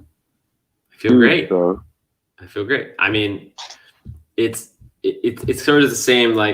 For those who were around when I first met Zane, what I had said was, I wish it was the kind of meeting that I could tell you I can't tell you about it, but it's not. It was just like May reached out and is interested in what kind of damage can be done coordinating wannabe VFriend with VFriends as they're rolling things out, and basically just wanted to let me know that they've noticed, they like where it's going, and they're grateful. And so this second meeting was sort of the same thing, but with Andy, and just saying that he's taken note and he wanted to get to know me a little bit and asked me to tell him about myself. And and then we just chopped it up for a little bit. He didn't reveal anything. He didn't tell me anything I can't tell you, but it was pretty surreal to be talking to him, That's so exciting. Yeah. Yeah, Jeremy. You deserve it. Yeah. What's he like? he's a really chill person. I mean, it was hard to get a full read on him on the Zoom call, but you know, he was laid back, he was direct, and he was nice. You know, I asked him at the end, I was like, one thing I keep trying to wrap my head around is, what is a long-term project? Like, what does it mean to you that this is a long-term project? And he said, it means you get up and go to work each day. It means that like roadmaps are really nice to have and look at, but like at the end of the day, it doesn't mean anything. It matters what you do and how you make it happen. And that there's 100 things that they can't control in the process of building VeeFriends, but each day they have to get up and make it happen. And that, you know, it's not the kind of thing that needs a roadmap. Like it's a business. So like one thing he said was the magic of business is in the gray, and that there's just a lot of unknown. And so you just take it one day at a time. Like that was kind of his vibe. He's like, we do what needs to be done. And, you know, right now we want to show love to you because you're taking care of the community and you're helping us in a role that we're constantly doing. Because, you know, for him as the president, he's constantly working to curate the messaging for the moderators in the Discord so that he called them guardrails, so that like the Discord mods have guardrails for different things. Like when gift goats want to hear about when they're going to put in their address for their token, for example, like so that everybody is unified and, you know, can speak with the team voice instead of like just their own speculation. And, you know, without asking, I've helped like really focus a lot of their updates and messages into one platform.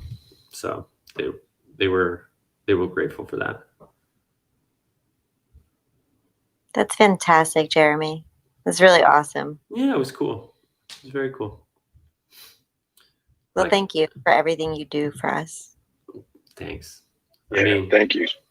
Yes, thank you. Honestly, I love doing this. I went on a big rant about it on the Twitch earlier. It's like, I have you all to thank as well. Like, yes, like I pulled the trigger. Yes, I get up every day and I like think about you all and I think about the Discord and I create the content. But like, I honestly can't imagine my life without VeeFriends now. I don't know what I was doing before. I didn't have an outlet for all of my extroverted energy. And so I feel like completely saved by this project. It's like reinvigorated so much creativity and performance and like teaching, affinity for teaching in me. So like, I'm really grateful for it as well.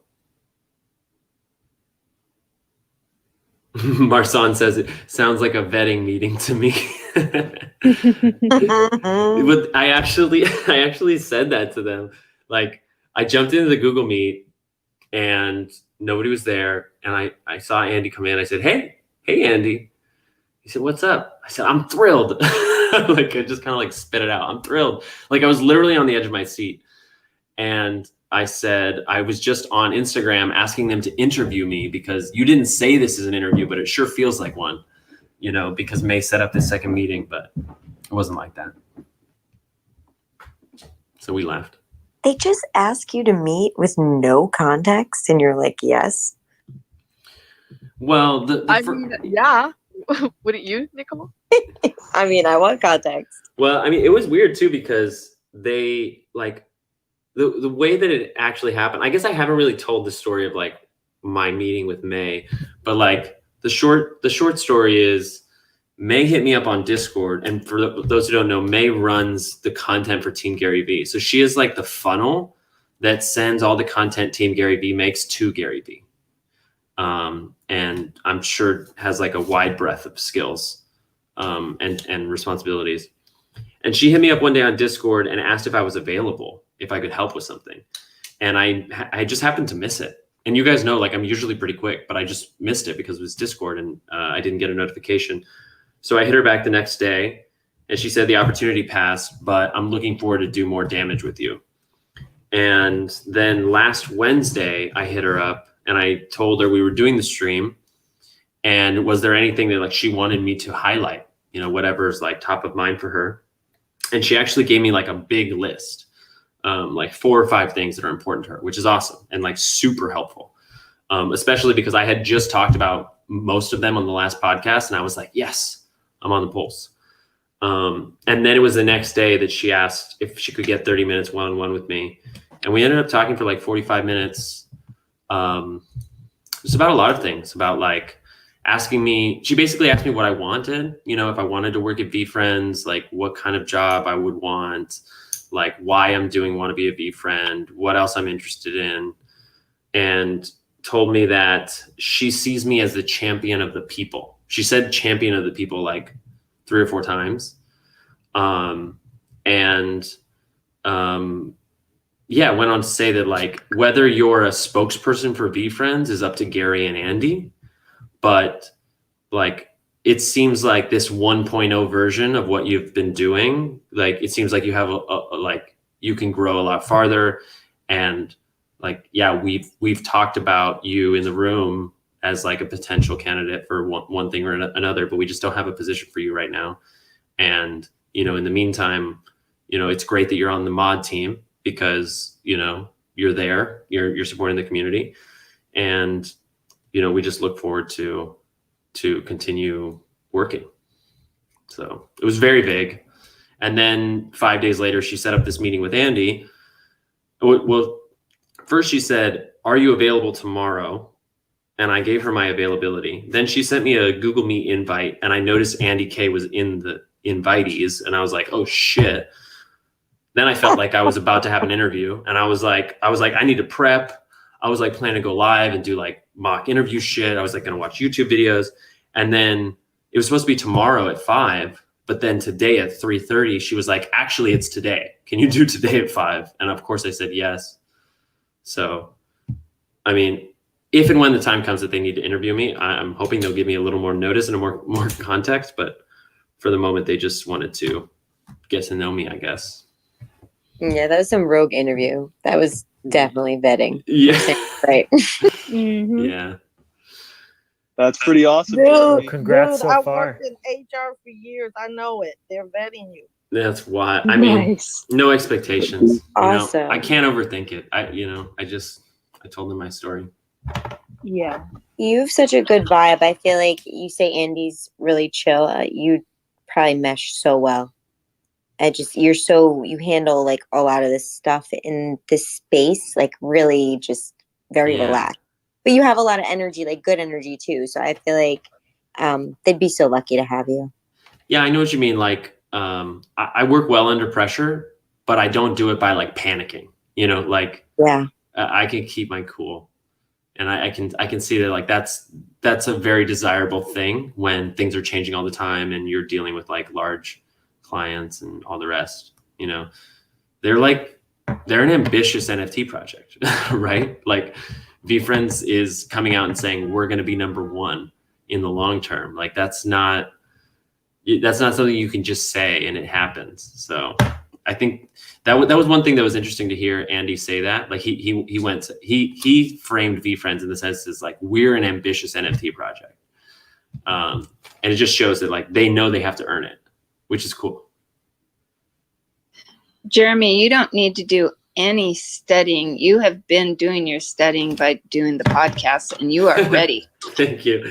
Yeah, Eric said the same thing. I was like, I really need to get a resume together so I'm ready whenever it comes. I just don't have a professional resume. And, Don't need it. And yeah, Eric was like, you've already given them your resume. Like you're all of this is your resume. Oh, for sure. Yeah, fun stuff.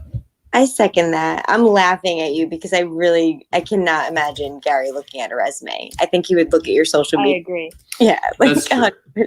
That's true. You got it in the bag, Jeremy. Seriously, like I'm rooting for you. I know it was unofficial, but sending you all the good energy. I'm like so Receiving.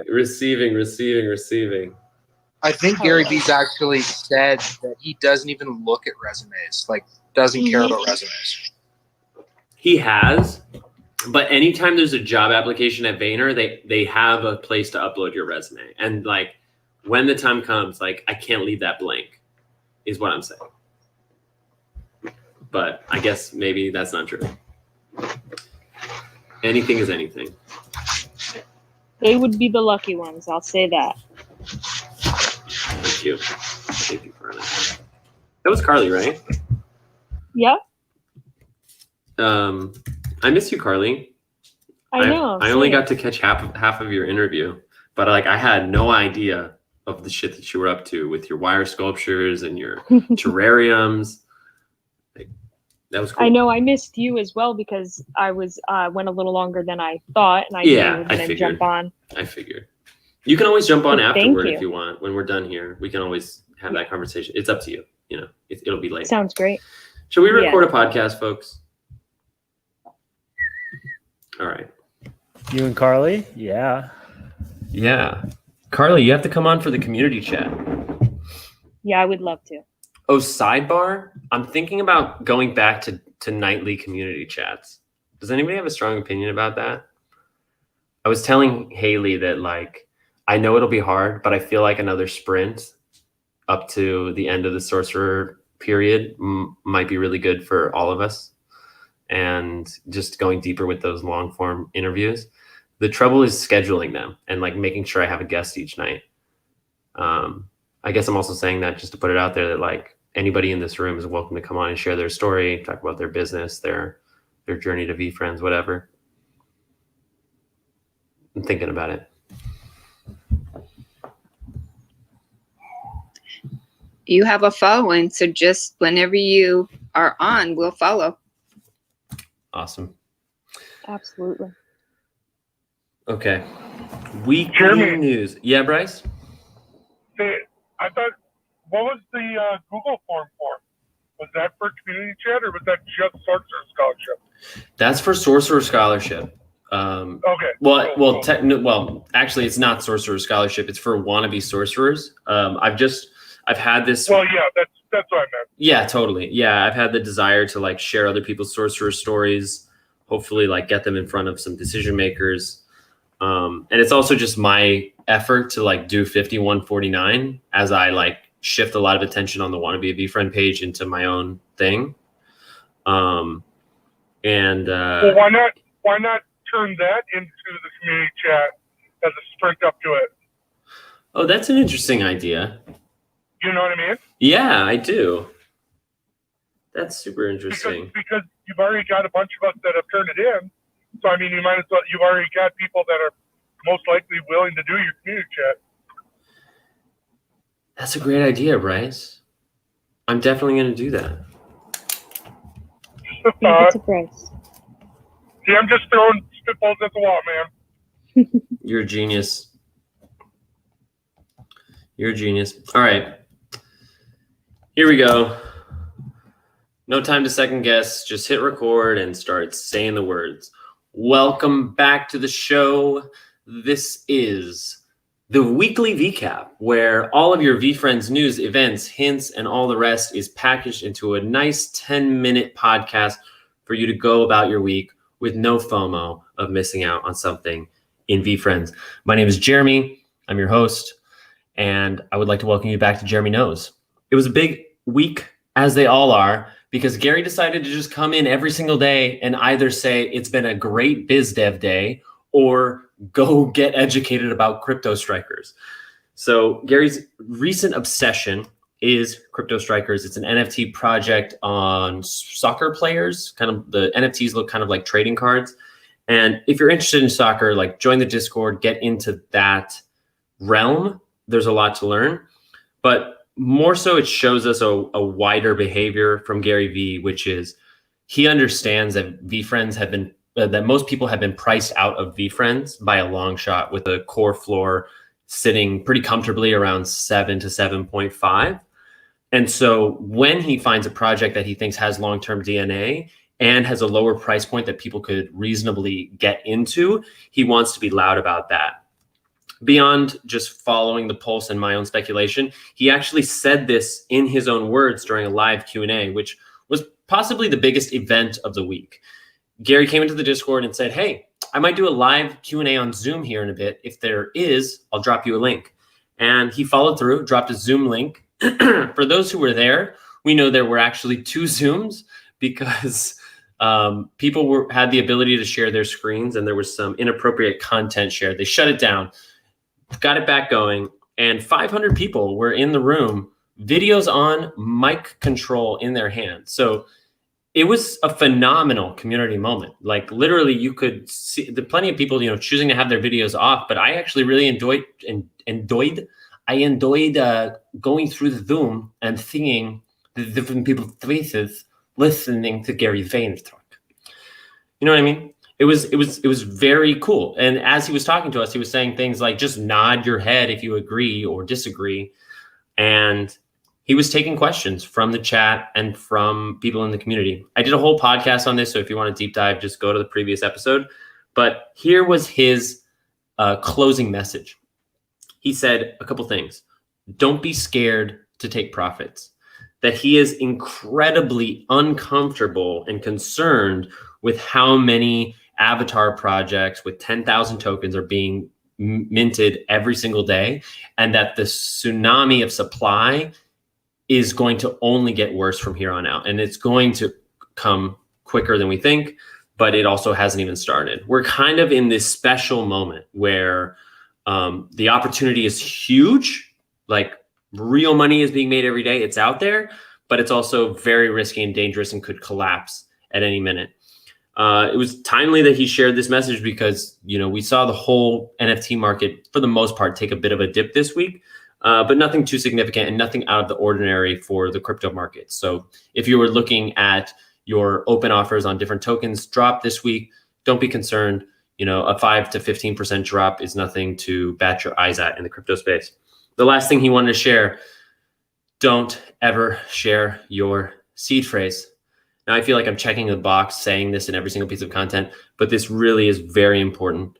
Shout out to Dave at Maximiata and KCCO Eric. We did a 3-hour-long walkthrough to set up a hardware wallet, specifically a Ledger Nano X this week. That's on the YouTube at Wannabe Creations, and I'm going to be chopping that up. More importantly, whether you use that tutorial or not, if you have more than $500 to $1,000 of assets in crypto or NFTs, please consider the $150 expense it is to get a wallet and transfer your most valuable NFTs into a secure hardware wallet. Scams continue to be prevalent and they continue to be sophisticated. Actually, right after our recording last week, there was this sort of surreal interaction between actually one of the scammers who had stolen more than a dozen VFriend tokens and the moderators.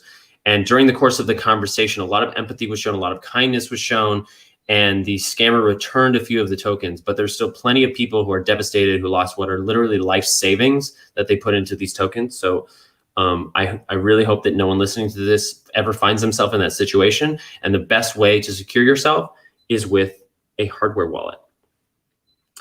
That being said, we had a couple confirmations this week. Confirmation number one is VCon will be in Q2. We're still not getting a confirmation that May 19th to the 22nd are the VCon dates, but it looks likely because we also got a confirmation of Hangout Hawks last week that they'll start on November 10th and they'll end on April 20th. So everybody's going to be smoking blunts on 420 with Gary Vee. It sounds like, at least everybody who's a Hangout Hawk. But either way, that lines up very nicely to prime and prep all of the Hangout Hawks to get the most out of their networking potential at VCon. I'm still very bullish, as it were, on May 19th to 22nd being the first inaugural V conference. Another confirmation we got from VFriends Official on Twitter and Instagram is that the 5 Sorcerer scholarships will be announced on September 25th. So they did say in the message that they would reply to all applicants. We still don't know how many that is, but it does sound like if you applied, you're going to get an email like you didn't get it or you did. Good luck to anybody out there who applied. Some fun stuff in the community. Let's VFriends finished the Crush It book club, and this Sunday at 9 p.m. they're going into the next book for the Thank You Economy. Logan Paul and Mr. Beast are now confirmed to be VFriends collectors. Logan Paul was gifted a gift goat by Gary, and Mr. Beast said I can't remember the quote. He basically said he's heavy in VeeFriends. He's like loaded up on VeeFriends. What this means for the future, we don't know, but if you're not familiar with those characters, they have humongous audiences, and this is just the beginning of celebrity profiles getting involved in the VeeFriends project. Gary didn't shout out too many characters this week, but somebody bought a rare Cynical Cat for 7, and he said, great. Not a good move, but great. He also gave some love to the Hype Horse, and then we later saw Hype Horse in a comic on the VeeFriends page, and all week long he's been saying Hawks, Hawks, Hawks. Most likely he's just building up to that first November 10th hangout, developing the benefits for the Hawks. But you'll remember that the Hangout Hawk is the only character token and access token that has a confirmed utility after the 3 years of VCon. He said on Twitter in a reply that wait till you see the surprise I have for Hawks after 3 years. So Gary's really excited about that. And, it's going to come sooner than later. It does seem like with Gary's announcement of get your VeeFriends by Labor Day, that they are going to set more expectations about what's coming in the fall and winter into the new year by Labor Day. What I mean by that is Labor Day is September 6th, and on September 25th, when they announce the Sorcerers, all tokens will be in their respective wallets. Gary will have as many goes as he has. There will be 4,500 plus token holders that have it from the auction, and those 5 people will get selected and hold their token. So with all token ownership decided, it makes sense that we'll really start to see the launch, because the pre-launch program is still looking for applicants. Gary confirmed on Twitter this week that it's specifically projects that are going to be ready to launch in September and October. So if you're trying to make your way there, make sure you have a community that is building, and just keep it as active as you can. You're going to need to show them Discord, Twitter, website, and your token contract address. Still no word on how often we'll be receiving these PLPs. Some people are thinking once a month. I'm thinking more like 5 times a month. But the real variable is how many quality projects are applying to the PLP and providing those 555 tokens. But I brought that up because this is still the pre-launch period. While we had the launch of the auction and we sold out and we done all the rest of the last 3 months, the intellectual property, the build out of what is ultimately going to be VeeFriends, not VCon, but VeeFriends, hasn't even started yet. And Gary has basically hinted that fall and the winter will be that official launch. In the way of Gary just being a fucking hype monster, he came into the Discord today to give us a special date and time. That is August 27th from 4 p.m. to 8 p.m. There's going to be a purchase opportunity, 9 ETH, but in US dollars for $300 per transaction, and you can use credit cards. He didn't tell us what this was, just that it was a big opportunity. In the same way that I said he wants to get loud when he sees a project like Crypto Strikers that is lower cost of entry. I think this is the same thing. I could speculate as to what this is. Potentially it's a collaboration with DraftKings. Potentially, I saw on Twitter from Hunter Orel a prediction that it's going to be the first VeeFriends comic, that he might try to do some utility like Punk's Comics did and give some governance tokens in the way of comics. Could be some VeeFriends variant, or this could just be another project collaboration, Gary giving love to newcomers in the space. Time will tell, but set your calendars on August 27th for 4 p.m. Eastern time to 8 p.m. Eastern time. And as soon as we get details about what that is and why Gary wants our attention there, I will surely let you know. Last thing to know is Props and Drops episode 4 dropped today. I'm only halfway through it. I don't know if there are any huge revelations, but something notable, actually 2 things. There was a great quote that I think stood out to a lot of people, specifically about NFTs, but it's really just true generally, is what you buy is a much more insightful look into who you are than how you PR yourself through social media. and he said this in relationship to NFTs, and that like the way people host and maintain their public wallets is just inevitably tied to their identity. And this will only become more relevant in culture as the NFT space is adopted. But something that came out of the Q&A is like, this is going to take a while.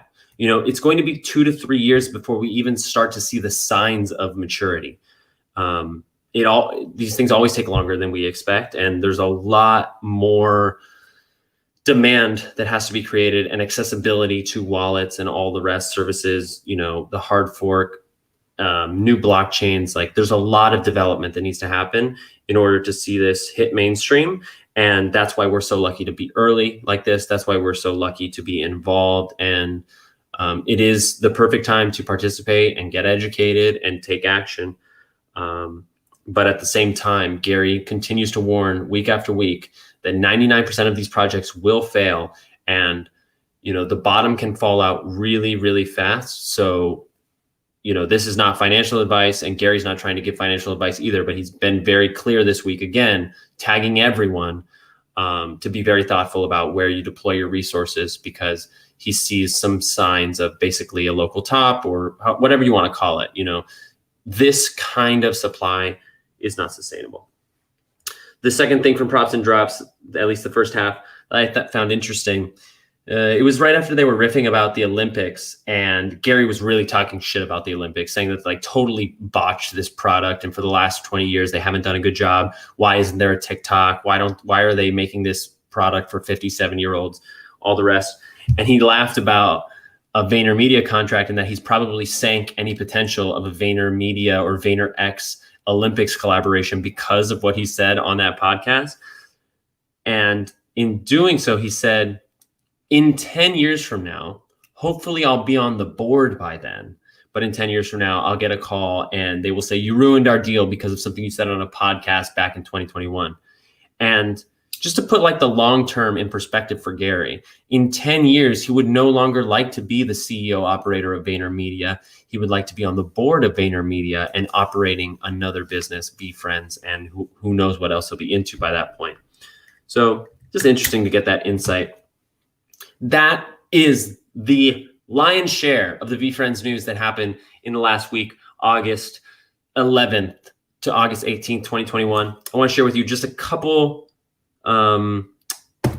good things to know about VeeFriends community that are happening coming up or that have already happened.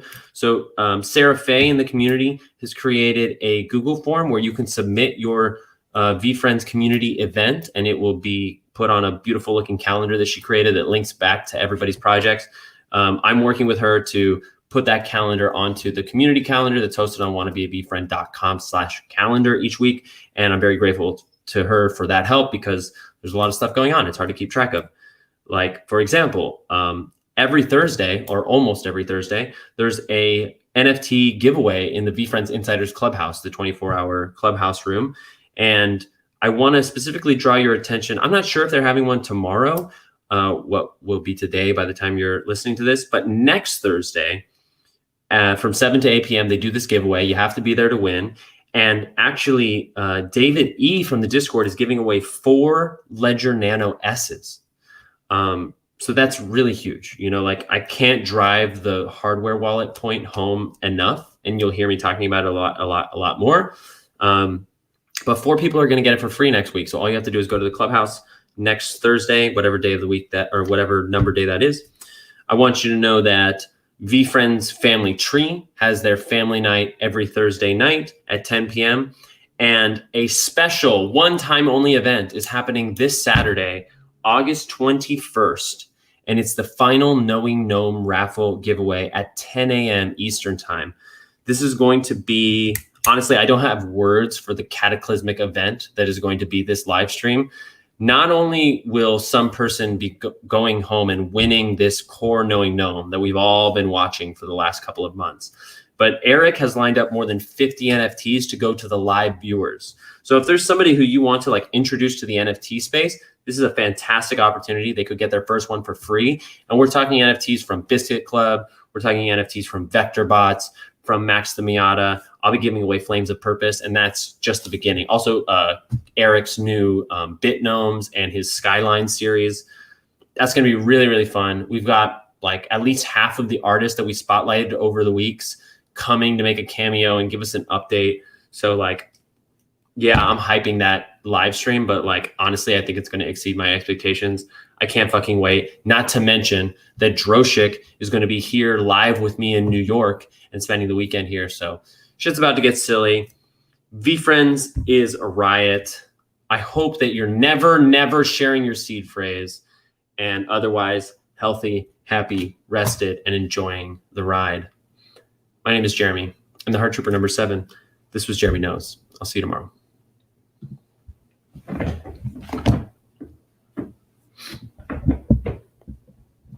fucking go. Let's fucking go. Let's fucking go. That was a good one. Yeah, was very awesome. much. Yeah. Thank you for all that, Jeremy. Yeah, hopefully there was some new stuff in there for folks. Oh yeah. Cool. Got some exciting times coming up. Yeah. Especially this Saturday. I mean, this is going to be insane. I can't believe one of the community members is going to have a VeeFriend going to VCon. Yeah. And I know that Eric really hopes as well that like it goes to somebody who doesn't already have one. It's incredible though, just to think like someone's life is going to change this Saturday. For 20 Amazing. bucks. For 20 bucks. 20 of bucks. ETH. Sheesh.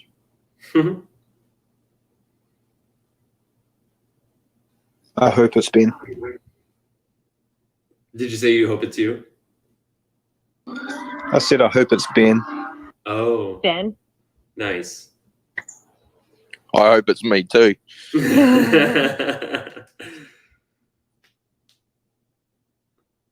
Hey, Jeremy, Carly, this is Vinny. Who's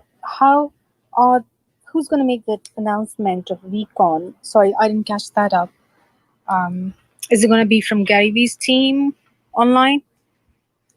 I assume you're talking about like the date and location, and we don't actually know yet, but when it happens, it'll certainly be in the Discord announcements channel, and Gary will probably also have it on Twitter. But I'm kind of expecting that this month, but I don't know anything you don't know. So I'm feeling like we'll hear in the next 2 weeks, but I could be wrong. So is he going to announce for one of the person to go for VCon? Because I think Sorcerer Scholarship was included in that. So is it something different going on in Pella?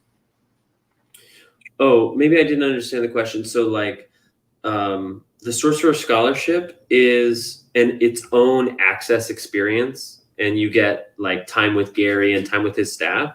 But because it's a VeeFriend token, you get access to the V conference, and every VeeFriend token gives 3 years access to the V conference. So And maybe I confused things a little because I was mentioning Eric's Knowing Gnome giveaway. right. So the Knowing Gnome giveaway that we were talking about is community led by KCCO Eric, who's on stage. And instead of selling his token, he decided to raffle it off. So he sold 1,000 raffle tickets as NFTs, and then is going to pull a random number, and whoever has that number ticket gets the token. Got it. Thank you for clarification. Thank you. Of course. Yeah. Thanks for being here. I will end up asking these weird questions because I'm relatively new, and I just met so many wonderful people who are willing to help. Yeah. Thank you. Are you in the VeeFriends Discord yet? I am. I'm just kind of Great. lost there. Yeah, it's a lot. It can be a lot. And it's just so funny, Jeremy. I'm a techie, but I'm still lost there. But I ended up making a couple friends. So Sal and Amanda and Carly and Nicole, I'm just trying to get help from people I know. Yeah.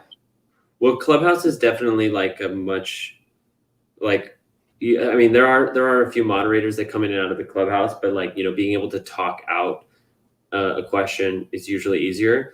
But in the in the Discord, I think most people spend their time in general, where you can talk to anybody in the community. But if you need a moderator, if you have a question, you can go to the report scams channel.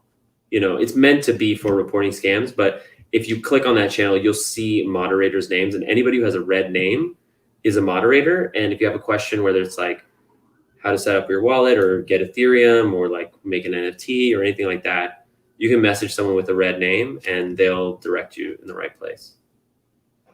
Thank you so much, Jeremy. You're And I'm welcome. happy to support any because you guys are pretty established.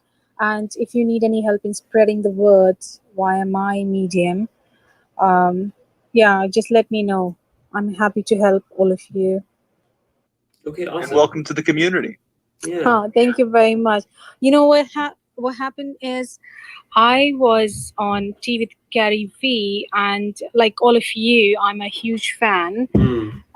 Not because of the big things he's doing, of course, that is true, but he's such a humble and kind person. I just gravitated towards him, and he ended up picking me up. So I had a one-on-one with him, and I was shocked because I was not expecting it.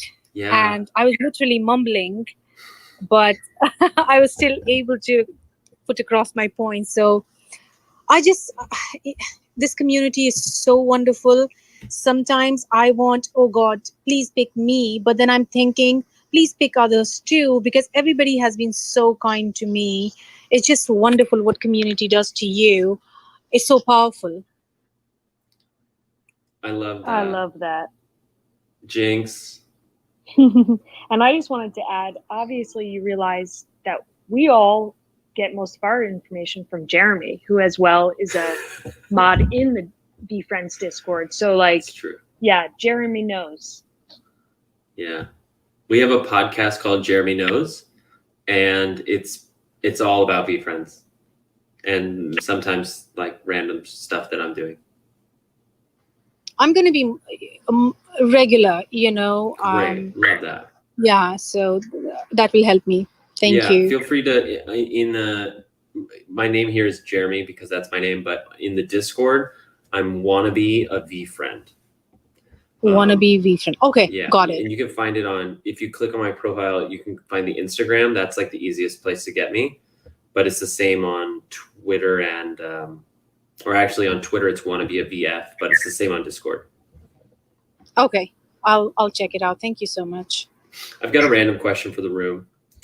I was thinking about changing the name of the profile from wannabe a V friend to wannabe V friends. Does anybody care? Wait, did he just disappear? Me? I think you just. PTR. Oh no, you're back. Sorry. Okay. Yeah, I like the new name actually. I think Wanna Be Friends. Yeah, I think they're both good. I It's a like subtle both, change. but it's good. It kind of rolls off the tongue differently, but it sounds more like wanna be friends, like wanna be V friends. Wanna Be Friend. Yeah, and it's also, yeah. More Yeah, it's inclusive, maybe more inclusive, larger maybe. group. It's a scalable name, scalable brand. Yeah. Something to think about.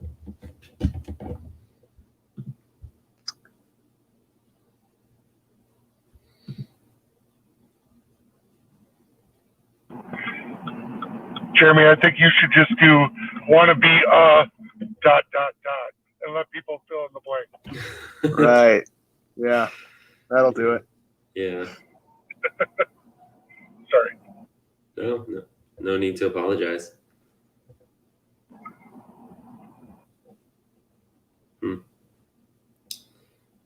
I have a project I'm working on that I'm not like making big and known yet. Jeremy, if you want to hear about it. This is Kayla, by the way. Kayla. Yeah, I recognize your voice. Sure. What are you working on? I'm working on a new poetry book surrounding my journey through like love, and so I'm learning the different Greek definitions of love, and then doing like those are my chapters pretty much, and then I'm breaking it down and doing poetry about each of them, and then like in turn like making a book about it. So far I have like 40 pages, but I'm shooting for like 120. So Wow, that's amazing. You have 40 pages of a book? yeah.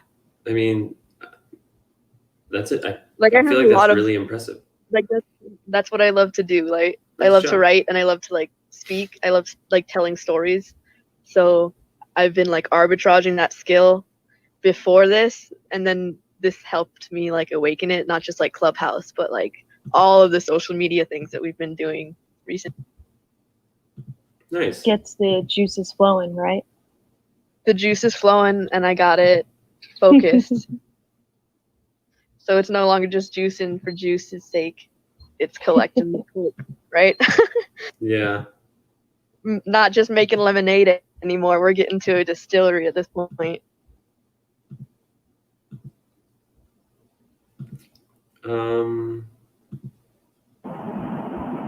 Hey, Jeremy. Hey, Bryce. So, my wife's laughing at me. Do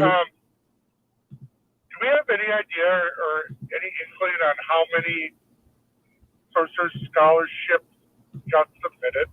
Gary said no. No, I asked. I guess I could have asked Andy today, but I didn't. I asked If you were on to Twitter if you were guessing a betting man, if I was are we 20,000? if I'm guessing, I think it's like 40,000. If I'm a betting man on Price is Right rules, I would probably say 32,000. I feel like it's a lot, but you know, I've heard other people say like there's no way they got more than 10,000, but you know, nobody really knows. How many people have contacted you on that sheet where you're trying to get to see who are all the sorcerers, right? I think like maybe 10. That's not a really good judge of Gary's reach. I just feel like it's a free opportunity. You know, all you have to do is write a short essay. I feel like there's, well, I don't know. It's hard to say, but I feel like there were at least 5,000 people who did it in the last week. And I feel like, what was it? Timothy said that they had 10,000 applicants like 3 weeks before the deadline. So I don't know. Maybe I would lower it. If I was going to bet, maybe I would lower it to like 25K. That's still a lot of entries. That's awesome, though. Yeah. That just shows the value of it. You know what I mean? Yeah, I went and I watched Gary's explainer video the other day. And in addition to saying that you get this time with him and the other sorcerers and time with his executive staff, he also said it's just a lifelong relationship with him. Yeah, in perpetuity, right? In perpetuity. You just like have a friendship. And I don't even think he said so long as you hold the token, but maybe that was implied. But like the value there is unreal. Like, you know, I feel like anybody who holds a sorcerer token is going to get like that random once a year call that he does for like the 20 to 30 people closest in his life. You know, like you heard him talk about that on his docu series. Like he'll just, you know, he'll just be talking with someone and be like, we only get to talk once a year, but I feel like we're great friends. Like you're in my inner circle. Like I feel like the sorcerers are going to get added to that sphere of relationship. We're gonna get the Christmas card. Yeah. Whoa, that changes everything. Yeah. Or the Hanukkah card. Oh yeah, I think Gary's Jewish. Solid. In Yeah. fact, I know Gary's Jewish. Maybe both, knowing Forget Kwanzaa. Gary. Don't forget Kwanzaa, guys. Yeah. Can't forget it. I don't think Gary celebrates Kwanzaa. I could be wrong. Yeah, but if you're that close, one of the 5 people lifer, maybe you get a Kwanzaa card. You're right. If you're a sorcerer and you celebrate Kwanzaa, 100% you're getting a Kwanzaa card. He's a thoughtful man. Do they give cards for Kwanzaa? I have to admit, I'm really It's a undereducated week-long- about the traditions. It's a week-long celebration of like just community and life. So Yeah. I don't think they give cards. They have a celebration of friends and family for a week. So beautiful. Cool. Thank you for the Proud Family. It's a show from Disney. Yeah, I got that. For all the youngsters in the room, maybe. Maybe I'm the youngest. I don't know. Representation. I remember that show. Yeah, I watched it. I remember very little, but yeah. Yeah, I'm 28. I got that reference. Yeah, representation is important. Yeah. I didn't watch it. I watched that episode around Christmas time like 2 years ago. So that's the only episode I really. The Cornball episode. I had to take a quick call there. Jay, did you dive into that Logan Paul thing at all and explain the theory behind it? No, but I can do it now. Maybe you pick it up. So Eric has this theory about the August 27th sale that, you know, if you didn't know, Logan Paul and Gary Vee are friends. They're friendly. And Gary has been a mentor to Logan Paul a couple times and got Logan Paul to buy CryptoPunks. And if you look at Logan Paul's wallet, he's got CryptoPunks, he's got Crypto Strikers, he's got a bunch of World of Women. He bought the #1 World of Women. And Eric was doing a little detective work and putting together that in an hour-long video that he just released today or the day or yesterday. At the very end, he talks about a NFT project that he's been working on for 6 months called Crypto Zoo, which is a sort of, I don't know, it reminds me of like... It's basically like Axes. So Logan Paul, it's actually a 2-hour video on YouTube. It's the last one he did. It's where they're in Puerto Rico. And at the 59-minute mark, he tells everybody for the first time ever publicly that he's been working on an NFT project for the last 6 months. The NFT project is called Crypto Zoo, and you will be buying an egg. The egg will hatch, and you are able to breed the characters to create new hybrid characters.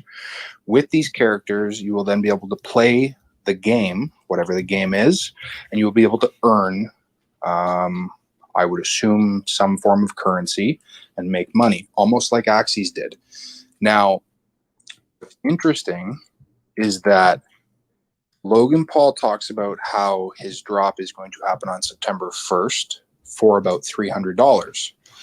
His team that he's talking to in the interview then goes, well, how do we get in on the drop? And he says to his team, well, you guys are going to get early access a few days before. Now, I would imagine a few days before would be August 27th. And there's a possibility that maybe Gary is going to have some sort of link for us to get in on this prior to the public. Logan Paul also talked about how he is not doing it over Ether because gas just doesn't make sense for what he's aiming to do, which falls in line with using USD. There's definitely a few connections. So that seems to make a lot of sense. You might have hit it. Yeah, that sounds very much like a real possibility. Sorry, Jeremy, go ahead. No, you're good. I was saying the same thing. It makes sense to me. And he's gonna believe in Logan Paul's project, and he would therefore tell us about it because he wants us to win. I think a lot of people are, and like I told Jeremy, I'm not a huge Logan Paul fan, but Logan Paul has a massive fan base, massive. And Logan Paul's mission is to bring his fan base into the crypto space, and start bringing people that normally wouldn't be involved in crypto or looking at crypto into crypto. So by making this accessible via US dollar, by making it accessible via credit card, he's allowing his entire fan base the opportunity to get into the NFT space. So, I mean, even if this is not, like, it's all speculation, even if this is not what it is on August 27th, I would definitely start thinking about it and looking into cryptozoo.co. That's the website. Go check it out. and watch the video on YouTube. 59 minutes in.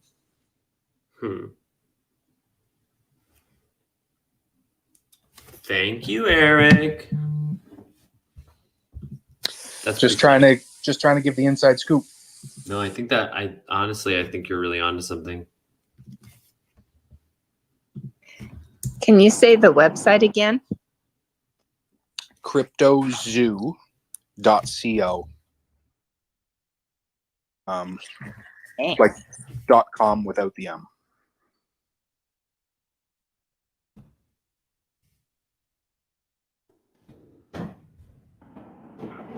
Hey, Jeremy, can I make a shameless plug for Eric's Skylines? Because I love mine. Hell yeah.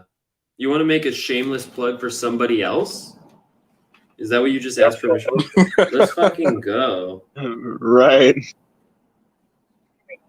Yeah, if you look at my profile picture, that's the skyline he did of Minneapolis for me, based on the night that Prince died. Oh, wow. Minneapolis was painted purple for Purple Rain. So awesome. I would also like to do a shameless plug, but for this is my crypto name, aka Nick. New dinosaur butt feet drop, Construction Dinosaurs. Go check it out. Oh yeah, hell yeah. Sorry, there's just too many good projects of shamelessly plug. Yeah, I know. I got to thank you, Bryce. I appreciate the love and the support. And as I told you earlier, like, you were the first person to buy one of my Skylines, and I appreciate it beyond words.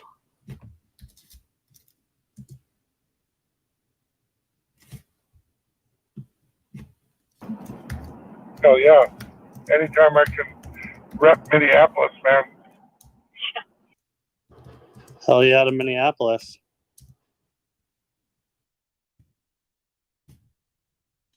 To anybody that hasn't seen those Skylines, like, I'm hoping to continue that for a long time. So if you have a Skyline that you want to see made, hit me up. Let me know what it is. Like Bryce and I, he told me Minneapolis. He said he wanted to be purple. I started working on it. I came up with a piece. I showed him, and then I asked him to work with me to make it something that he wanted. So not just something that I wanted, but something that he could appreciate as the purchaser, because I could draw Minneapolis in my own eyes and I might like it, but I want the person that's actually buying these things to like them and cherish them. So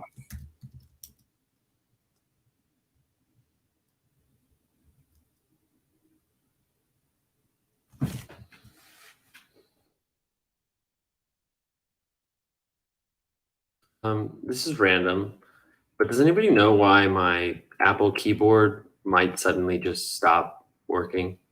It's not, the battery's not dead, but it's like, it's not typing. Could it be a Bluetooth situation? Yeah, maybe I'll disconnect it. Sometimes you just need somebody to like give you the obvious answer, like turn it off and turn it back on. Dude, literally every time I have an issue with my computer, like I'll call my dad or whatever because he's pretty good at that kind of stuff. I'm like, what do I do? And he's like, just turn it off and turn it back on. I'm like, really? And then it works every bloody time. Yeah, it usually does. Let's see about this time.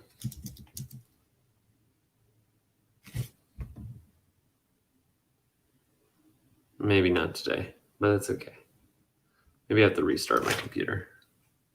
Yeah, maybe that'll do something. I have another keyboard, but it's like kind of a hassle to connect it. First world problems, you know what I mean? Right. Question for everyone. On the CryptoZoo website, it says available on BSC. Anyone know what BSC is?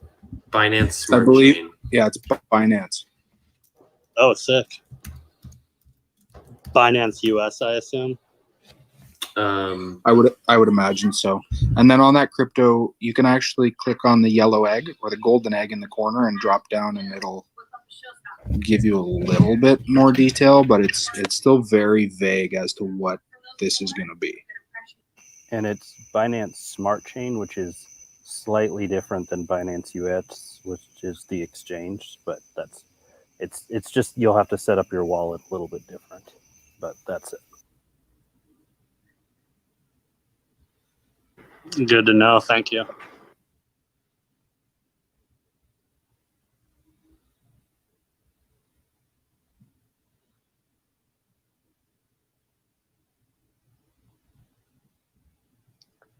Did anyone participate in, like, there was a tweet a few hours ago where VFriends was like, what's one character that you would like to see have a TV show? Did anybody have one in mind?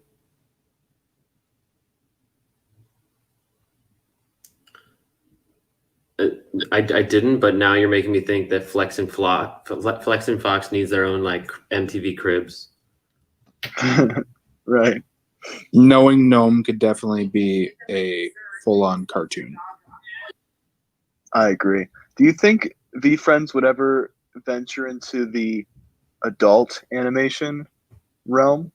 Or would that be too off-brand? Oh, I think it's for sure going to happen with like Fuck You Monday Mole and Turnt Tick. Right. Yeah, I think they're going to play every demographic. Yeah, the Fuck You Monday Mole. Would that be in a children's book? Maybe. But it would definitely work quite well in like an Adult Swim or something. Yeah. Especially if they do a collab with Stoner Cats. I don't know if anybody caught that. There's a YouTube video about that as well. Somebody recorded the entire conversation. I listened to it this morning, actually. It was interesting. Yeah, they were just throwing around ideas with the community and the devs about how they can collaborate with VFriends. I wonder if that's going to go anywhere. I mean, there's definitely some big names behind that project. And the voiceover actors like Chris Rock, Ashton Kutcher, obviously. Like there's some big names there, and I'm sure. Well, and Chris Rock and Gary Vee and Ashton Kutcher, for that matter, are like have an ongoing relationship. Yeah, so I mean, I could definitely see it turning into something. When I brought that up actually yesterday in the clubhouse, somebody asked me, "Who do you think gets more value out of that collab?" And I would say definitely the Stoner Cats are going to get more value out of VFriends than VFriends are out of Stoner Cats, I would think. But who knows? Oh yeah, I mean, I think there's no doubt about that. But I think that's their challenge, is to try to balance that. Yeah, they're going to have to really pitch something that is going to kind of take Gary's breath away for him to want to really adapt into that space. And then somebody else brought up a good point about, does Gary want to be associated with, Stoner Cats, weed smoking, stuff like that, when he could be building IP around children-themed things? I think it's a both situation. Gary already has investments in cannabis, and I think does like a quarterly event that's cannabis based. Like, he doesn't run the event, but he is an investor in it. Somebody was talking about it, or maybe they were talking about it in that Stoner Cats. He also has Crypto Cannabis Club members as well, so he is buying into the cannabis items. Yeah, I think we're at an interesting point in history where the concept or the understanding of what's good for kids is changing. So for a long time, the whole understanding of like profanity, like what was profanity, like hell, damn, things like that were obviously like reprimanded or considered, immediately your movie would be rated, PG-13 or whatever, just for using a word like that. And that kind of stuff seems to be changing, especially in the, the online media space for sure, perhaps moving faster than like the film industry is. So I'm interested to see how that pans out. I think you'll see, like, it'll be very different, I think, than say, Disney or some of these other companies that sort of played into these more traditional understandings of what's right or wrong for family audiences, so to speak. Hmm.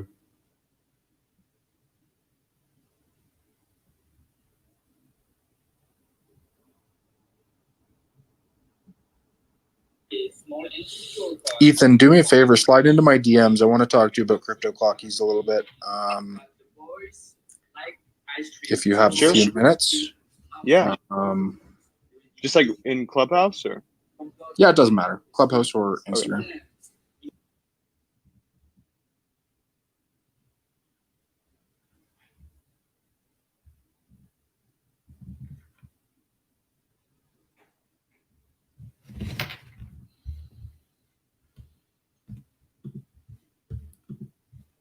Anybody have questions about what's going on? No, the only question I have is Eric's unsolicited advance to Ethan about sliding into his DMs. So that's just because early on in the Knowing Gnome process, we were talking to Ethan about having Crypto Clockies be one of the spotlight artists, and for one reason or another, it just didn't happen. And Eric and I are actually talking about doing a spotlight artist each week and just trying to figure out logistically how that happens. But on top of that, we want to also spotlight a new artist in the final giveaway. And I imagine that's what he wants to talk about. Oh yeah, I get that. I'm just talking about the way he said it. I mean, that was pretty unsolicited, you know, like, pretty salacious. Hey man, you want to just slide into my DM? I got jealous. Oh, did you? Yeah, not what I meant, guys, but yeah, I mean, let the imaginations run wild. Lucky for everybody else, the DMs are open. Yeah, well, you know, I thought maybe it was a Canadian thing, but I wasn't sure. You know, cross cultural or whatever. Yeah, no. The meaning is in the U.S. as well. Yeah.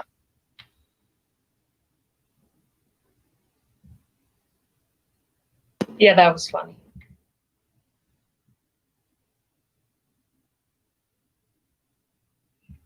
Yeah, no. So following on what Jeremy just said, though, Bryce, actually, it wasn't Ethan that we were talking to. I don't think it was Ethan. What's your partner's name in the Crypto Clocky world? Storm Riccati. Yeah, so I believe it was him that we spoke to Right. on Instagram, and we were going to try and get you guys in for one of the spotlights, and it just never panned out. So I'm going to chat it up with you real quick to see if we can throw something together quick. I'm actually hoping to bring a couple new spotlight artists in for the final just to fill up some spots. And then I asked in the Twitch, and I would love feedback from everybody, who kind of enjoyed the spotlight artists and that whole process, because I would love to do that on a weekly basis. If Jay and I were to put together a weekly show where we bring in a spotlight artist, we talk to them about their projects and just kind of find a way to shine a light on what they're doing, and if people would be interested in kind of watching that and learning about new NFT drops. Yeah, I mean, that would be awesome. I appreciate you reaching out again, because we definitely want to do that if it's possible, for sure.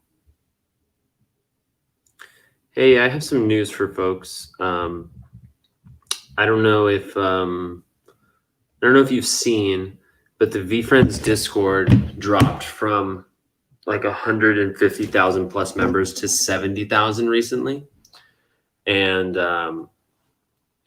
the mod team has specifically not been addressing the comments about it in general because VFriends wanted to put out an official statement, and it looks like they just did 11 minutes ago. So I want to share what that is. I'm not sure how many folks saw that.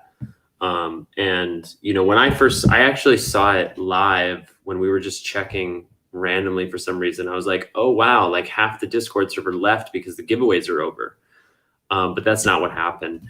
Actually, in an effort to keep the scam bots at bay, the moderators were like quickly trying to ban these accounts, and there's a button in the server settings called prune server.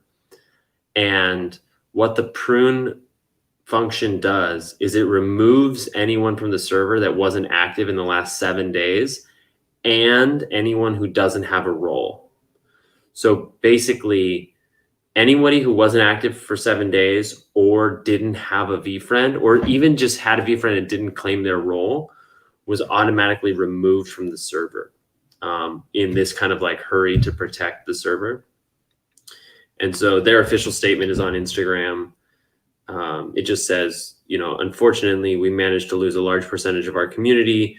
We learned a hard message, hope to have everybody back. Explains the story of the bot raid and a few pictures about the pruning. and says we want to share our costly mistake as much as we can in hopes to raise awareness for other servers, improve the default mod permission levels by Discord, and of course bring as many of our community who were accidentally removed back. We're in the process of granting all users of VFriends a heightened security role, so pruning will never affect our community again, and build better security against bot scams. If you or someone you know was removed from the VFriends Discord, please accept our apology and come back in ASAP. Click the link, yada, yada, yada. So, breaking news. Wow. I don't know if it actually removes people that didn't have a role, though, Jay, because then we would be down to 4,000 members, right? I think it would have just been the 7-day thing. That's a good point. I'm not sure how that works.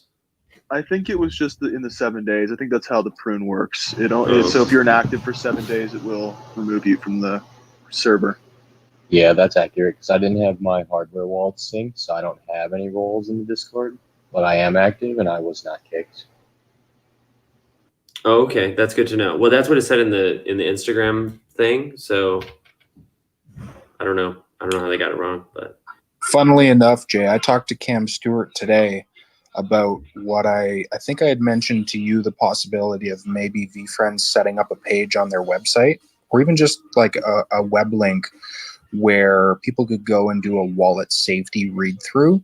And then at the end of that, you answer 2 to 3 questions based on what you just read. And if you answer all 3 questions correctly, you are given a free VFriends safety badge NFT or something along the lines to incentivize people to actually read and learn about wallet safety. On top of this, you would be given a role in the Discord called VSafe Community Member. Yeah. So I dropped that into a few different people's DMs, and Cam Stewart got back to me and we kind of chatted about that. So that's awesome. Cam is like kind of a homie now. He's like a big fan of the page. For those who don't know, Cam Stewart is the person who, I don't think he did it on his own, but he's the head of development at VFriends. He designed the website and was like along with the team every step of the way, working with NFT42 to set up for the auction, and was like in charge of all the updates to the website that happened recently. And I found him because VFriends Instagram followed him. And there was that one podcast episode where I did a deep dive on everybody that VFriends follows. And he was one of them. And I followed everybody, and he's the one who followed me back. And so since then, he's follows everywhere. He's subscribed on Twitch. He got another VFriends employee to subscribe on Twitch. He's like very actively following the channel. That's so cool. Yeah, and he seems like a really nice guy. Yeah, I noticed that as well. Yeah, and by the way, the website's awesome. Only thing would be nice if there was a dark mode. That's the only thing. Yeah. Well, I saw your comment of that in the all right, I'm assuming that was you now, in the website survey. And the reason we made the website survey was because Cam asked me if I had any feedback. And that was what I did instead. And he's since added Zane and Andy to that form. So like the 100 people who filled out that survey, like, and the president of the company read your response. That's so cool. Yeah. That's crazy. Yeah, it is crazy, huh? Yeah, I mean, yeah, that is crazy. But back to your idea, Eric, I think it's fantastic. Because wallet safety is like what's more important? I feel like it's been in the Discord since day one. There is an area where you can go and look and read and learn about wallet safety. And I feel like for the most part, people aren't interested in reading the information. They see it, they look at it, they skim over it, and then they just move on. Or they just move on altogether and don't even look at it. Which leads to a lot of people FOMOing into these giveaways of, oh my God, I'm about to get $100,000. Let me give away all of my stuff.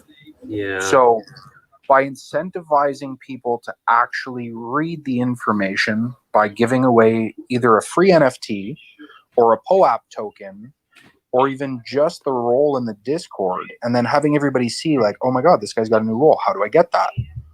It pushes more people to learn about wallet safety and ensure that everybody that's in the cord knows never to give up their seed phrase, no matter what. Yeah, that makes me wonder also, like, is VFriends going to incorporate some sort of level system in their Discord? Because, you know, it's not very difficult to do, and I can understand how it's like too early to be doing that just yet. But I don't know, like that I feel like that could also play a factor. Like, I'm sure they want to incorporate some games in the Discord to keep people active. So Cam actually came back to me after I pitched the idea, and he said, yeah, it's a really great idea, and we might even be able to do it through the Discord, where an actual bot will come in and quiz you. And if you answer the bot's questions correctly, it grants you a role. Yeah. That's cool. That's interesting. I love Yeah, that. that's interesting. I also too think like maybe, I mean, I don't know, maybe depending on like the rarity of an NFT you own possibly could affect the roles that you receive as well, possibly. That's something that some other communities have done, just sort of as a social flex, I guess. Yeah, but we kind of already have that. Like, spectacular holders have a spectacular chat room. And, right, yeah. Yeah, that's true. The only issue I see, and I even said it to Cam, like if you were to give away a free NFT, like that would be the biggest incentive. Like, oh my God, I got a free NFT.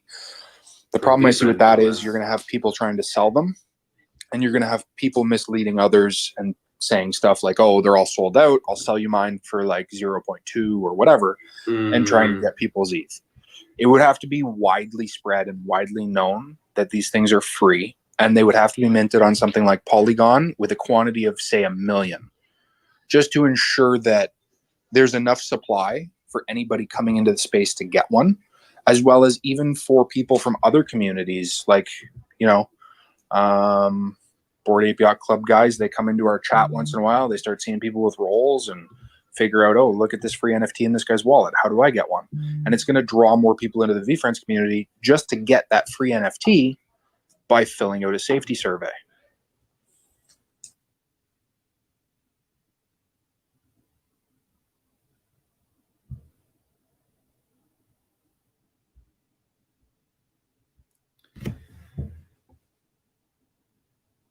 Yeah, you can also include in the metadata, like, this token is awarded for, you know, this is a free token awarded for the completion of whatever course in the VFriends Discord.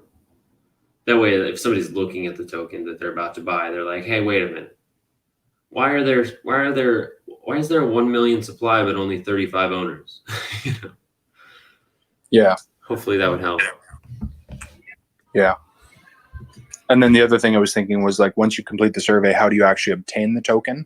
I would think it would be similar to what Avastars did, where your wallet number, so like if you had a VFriend, your wallet number allowed you to pick up an Avastar.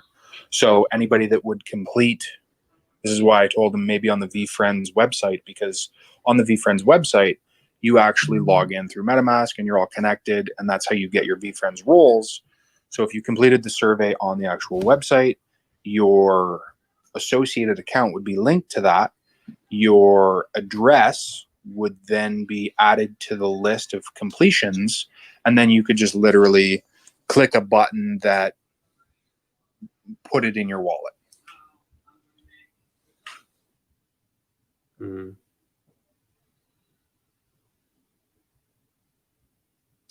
So many thoughts. So many thoughts.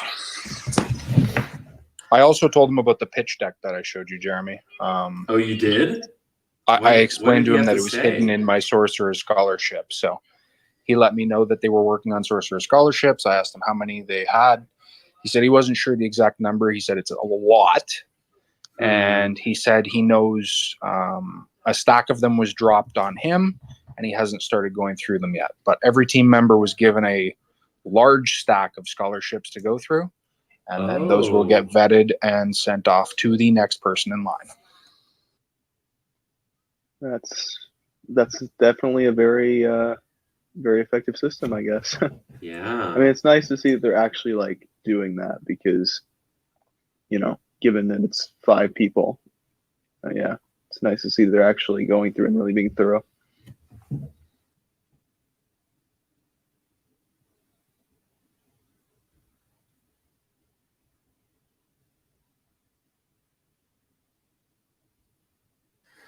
Hey, I got a question. How do I get where do I have to attend to get a Pope app for VFriends? Like, I got one, but I don't know, the schedule for shit to get those in the future. Saturday mornings. Saturday mornings between 7 and 10 a.m., I believe, and Nicole can definitely confirm. And they may actually be available until 11 a.m., but I believe you got to be in here or in the Discord associated with this clubhouse, and you will get Okay, so it'll be in the what clubhouse channel hosts it?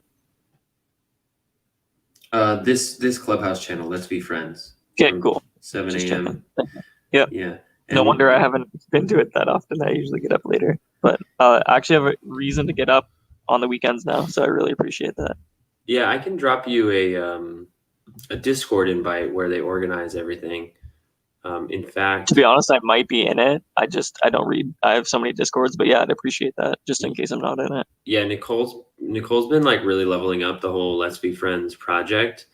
In fact, I don't know, maybe Nicole is busy with her kids right now. She's been such a calm clam all night. But I know that she was editing a podcast recently. The website, it exists and has a lot of resources, and there's constantly a schedule of what's on deck. That's really exciting. Actually, And this it makes me- Saturday, I'm the special guest. Right on. Well, I'd like to see that.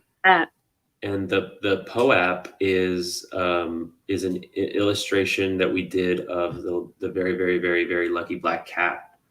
Oh shit! No way. So yeah, I'm 100% attending this one, and I don't know. I just like it because I'm not a VFriend holder. It's a lot out of my financial zone, but that's okay. Yeah. I can still have a Pope app, which is sick as fuck because then I actually officially feel like part of the community. You know what I mean? Yeah. Everybody in here, honestly, should be able to get this weekend's Poe app if you're going to be watching the Knowing Gnome giveaway on Saturday, because this room is open from 7 till is it 9 or 10, Jay? 9. 7 till 9 this room is open, but I believe you can still claim a Poe app up until 10 o'clock.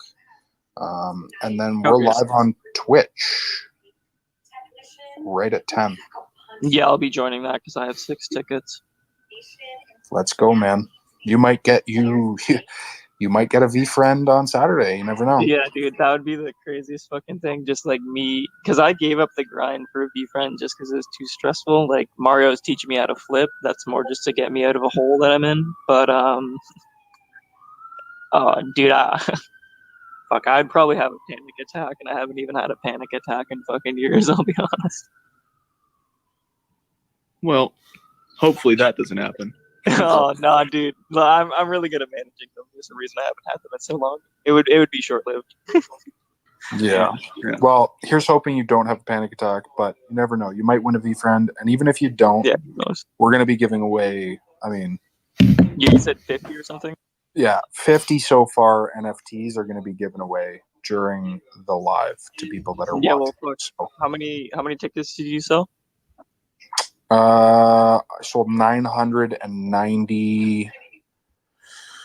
I think 995. I've kept 3, and I've given 2 to Gary V. I kept 3 only for the fact that I am going to be giving away 2 in the final. So total tickets out by the end of this are going to be 997. So it's a 1 in 997 chance to get a VFriend. So we'll see. So I actually have a 1 in 166 chance to get a VFriend. That is fucking insane. Imagine if the lottery had those odds. For $20. Yeah, well, yeah, a bit more. But yeah, I have 6 tickets. But yeah. No, I was agreeing. I was just also say, Oh yeah, for one ticket. almost Yeah. like $20. It's amazing. It's really great. And like even then, like the 50 free NFTs, my brain is not working right now. I cannot calculate the odds of me getting one. I just feel like I'm guaranteed to get one without doing the math. Well, guaranteed, you know what I mean? Like mathematically guaranteed, at least. Not completely guaranteed. We have no idea how many No, viewers exactly. No. I know. I'm we're just going to be saying, on. like, mathematically speaking, like it would be in those Even odds. even looking at the numbers, 997 tickets total will be sold. Right now, there's only 262 owners. 2 of them are Gary V. He can't win, and one of them is me. I can't win. So there's only 259 people entered in to win. But not everybody's odds are the same. Yeah, not everybody's odds are the same at all. And Gary V can't win because Jeremy and I decided that anybody that holds 1,000 V friends or more is not allowed. Yeah, so even Raw can win.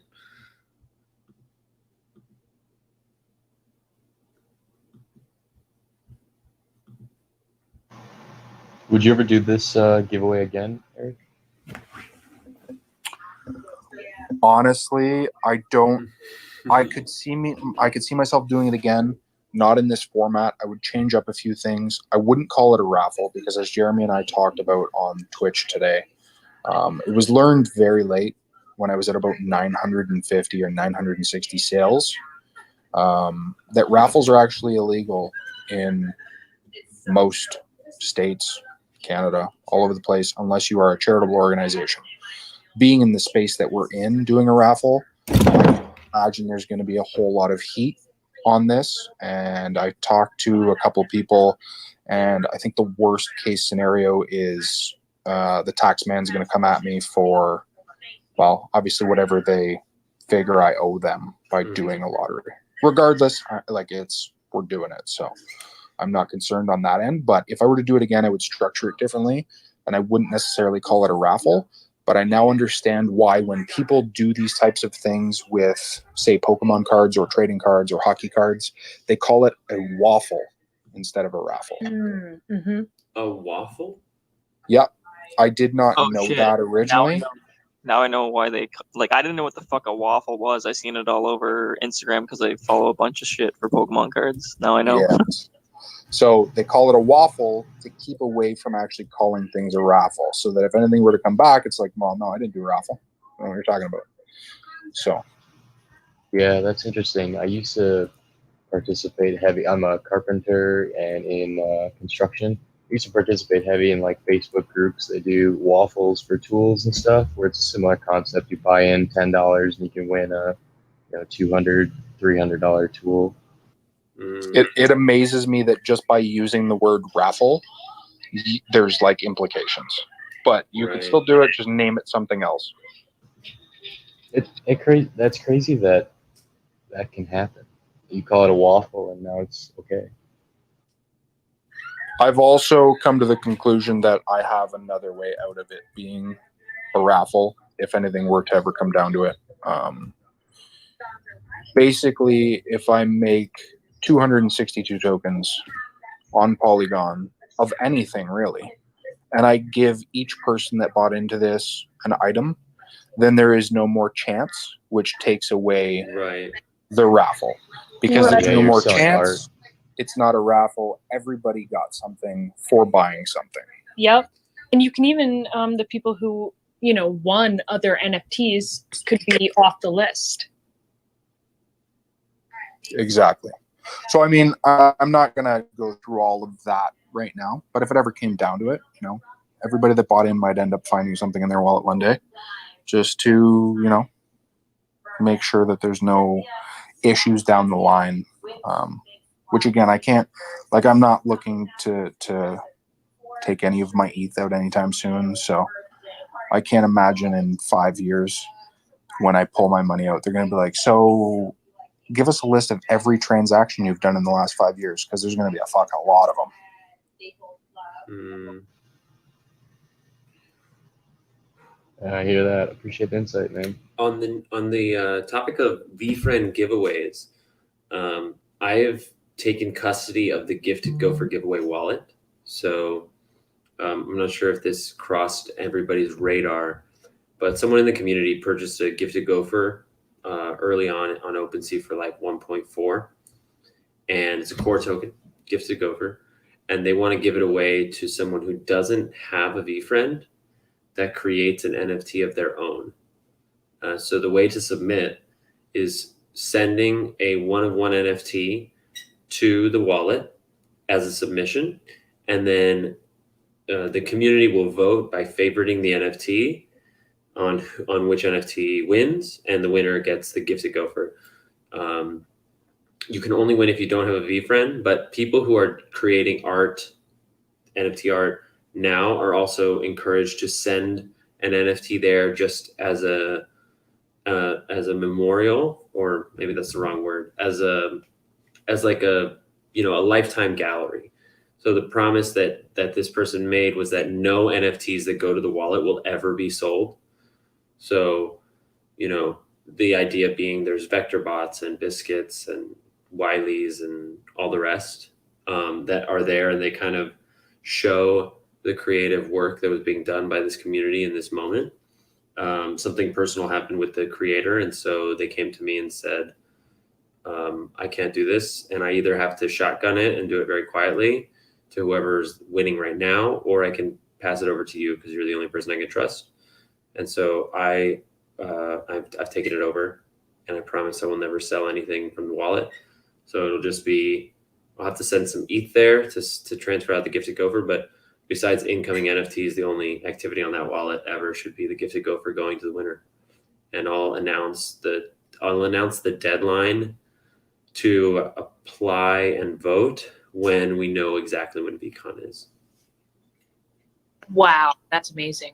Is it still going to be based on how many likes there are on an art piece in the wallet, or is it going to be based on a poll that is done at a later date? It's going to be based on OpenSea favorites. Okay. I only say that because now that more people are starting to learn about this, they're going to drop their items in, and all of the very early on ones are going to be more favorited because more, you know what I mean? Mm-hmm. And that is their advantage. That's early mover advantage. Very good. The only way that your entry can be disqualified is if it's not one of one, because, and if you want to, the idea originally was also like get people, educated on the minting process, get them creating something, get them into the space, and you can go ahead and sell other versions of the NFT that you create, but the one that you send to the Gifted Gopher has to be one of one. Because let's say, I wanted to apply and I make 1,000 mints of something and I send them out all over the blockchain, then people can be favoriting those in other wallets. So by the submissions only being one of ones, it keeps the integrity that the people who favorited those NFTs favorited them from the Gifted Gopher wallet.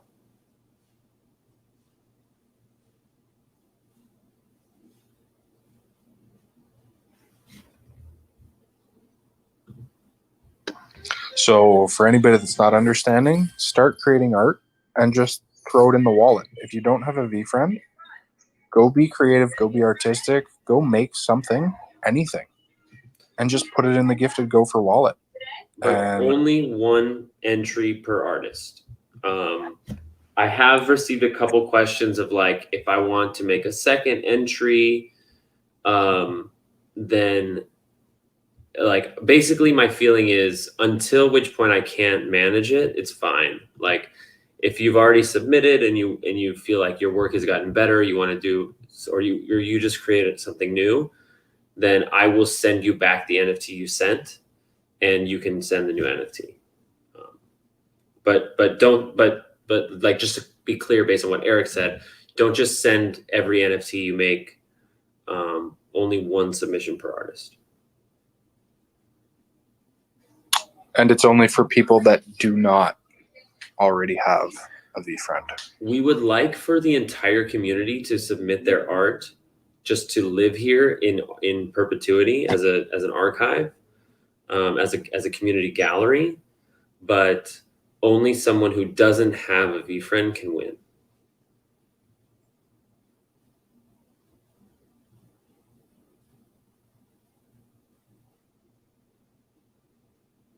and the wallet on OpenSea is Gifted Gopher, no space. I still have some. I still need to make some profile art for it. It's kind of a placeholder, but I just wanted you folks to know about it. I gotta take off, guys. I will catch everybody later. Jeremy, you and I will definitely be talking tomorrow. Great. We'll start making some posts, making some stories, making it aware that we are going to be live on Saturday. Yeah. Everybody write it down, set it in your phones, get your calendars ready, and be there. 10 a.m. I'm going to try really hard tomorrow to get Gary's attention in the Discord and see if he can make it, because that would be fucking epic. That would be awesome. And we're just going to see where this goes. So, again, hopefully we can continue this after this final raffle. Maybe Jeremy and I will start a weekly show where we spotlight community artists and we just bring people in to talk and learn about the art process and where their world is coming from and where they're going. So. And another show that Eric and I are going to create with Droshik and whoever else wants to, we're going to create a 24-hour minting challenge. So, ooh, fuck yeah. So we don't know how we're logistically going to pull this off yet, but the idea is to get like 5 to 10 people in a room in a virtual room and go from concept to planning and design to development to minting and listing within 24 hours. And like, it might even be a thing where we just like take a suggestion from the audience and just go for it. Jay, how many people can we get on screen in StreamYard at the same time? 8? 10. 10? Okay, so let's cap it at 10. That way we can have everybody on screen at the same time. And then the idea is to take ideas from the audience and take one of those ideas. We'll all discuss it as the 10 artists or 10 people involved. And in a 24-hour span, we're going to take it from concept to creation to minted. And then I even said to Jeremy, I think it was last week, just him and I were talking, what if instead of just taking this creation and taking it from idea, concept, design, creation to we make this thing and then we submit it as a PLP. Right. That's a really interesting idea, but we would have to make a lot, right? I mean, to get to the 555. Well, it could be, technically Depends it on could be what the you do. same item, but I think it's a very cool concept that people would be getting airdropped an item that was actually created by a diverse group from within the community. Yeah, I really like that idea a lot. Yeah. By the way, Eric, I did shoot you a DM on Clubhouse. Would you prefer I shoot you some on Instagram instead, or? I didn't even see a message on Clubhouse. Huh. Send it to me on Instagram. All right, I'll do that. Cool. Yeah, I really like that idea. Oh, you know what? It's in the requests. It's not in chats. And apparently I have 1, 2, 3, 4, 5, 6, 7 people have messaged me, and I had no idea that it was in a back channel. Gotcha. That happens to me sometimes. Yeah. Yeah. Gotcha. Yeah. Whoops. I'm so excited, Eric and Jeremy. This is going to be so much fun, and I'm so Yeah. excited for everyone who's going to win. Yeah. I want to reset the room to close out the room. I want to make a last call. We don't have a guest for this next hour, so I don't need to go back to Twitch. I think I'm just gonna call it a little early, but I want to give some space if there are questions about anything that's going on, or if anybody just feels like they want to check out before leaving to share their 2 cents about what they felt about the show, how they're feeling about themselves in their life, or just space in general. I'm going to take off, Jay, but I just read through Thanks, some of Eric. those DMs, and we do have one more item to give away now from Mr. Dumont Price. So we have one more giveaway Ooh, for Saturday. nice. Awesome. Let's go, baby. Cool. Good night, Eric. See you, Eric. I'm going to finish reading these DMs, and then I'm off. But yeah, have a good night, guys. Good night.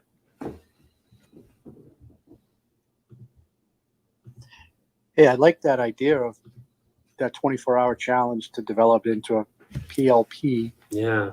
But wouldn't you need? Don't they always want to know who your developer is and some other people that you might need to kind of have one of those 10 people be a developer? I'll be honest, I'm not too familiar with what exactly needs to go into the PLP, but might have to think something like that. Yeah, I mean, in order to do that, you'd need at least one developer, some graphic designers, some people to create social media accounts and start putting content there, someone to set up a Discord, someone to organize, you know, a roadmap, and, you know, collaboratively everyone throwing around utilities and stuff. I mean, as soon as you start to add on-chain utilities, the process gets a lot more complicated. But for like a run-of-the-mill 721 contract, you can deploy that to the blockchain and kind of copy-paste existing stuff relatively easily. What's more time-consuming is writing out the metadata in a coding language. But yeah, I mean, I think 24 hours, like, it would be a big challenge. You know, it might be one of those, like, doesn't really matter if you make it, you just do your best, you see how far you get. And, you know, honestly, I think the best situation is you can't get it done in 48 hours, that you kind of like strike a spark and your idea becomes too grand to execute in 24 hours, but you get started on it. Yeah, it sounds like a little bit like the beginnings of what an incubator is. So Totally. Yeah. Yeah.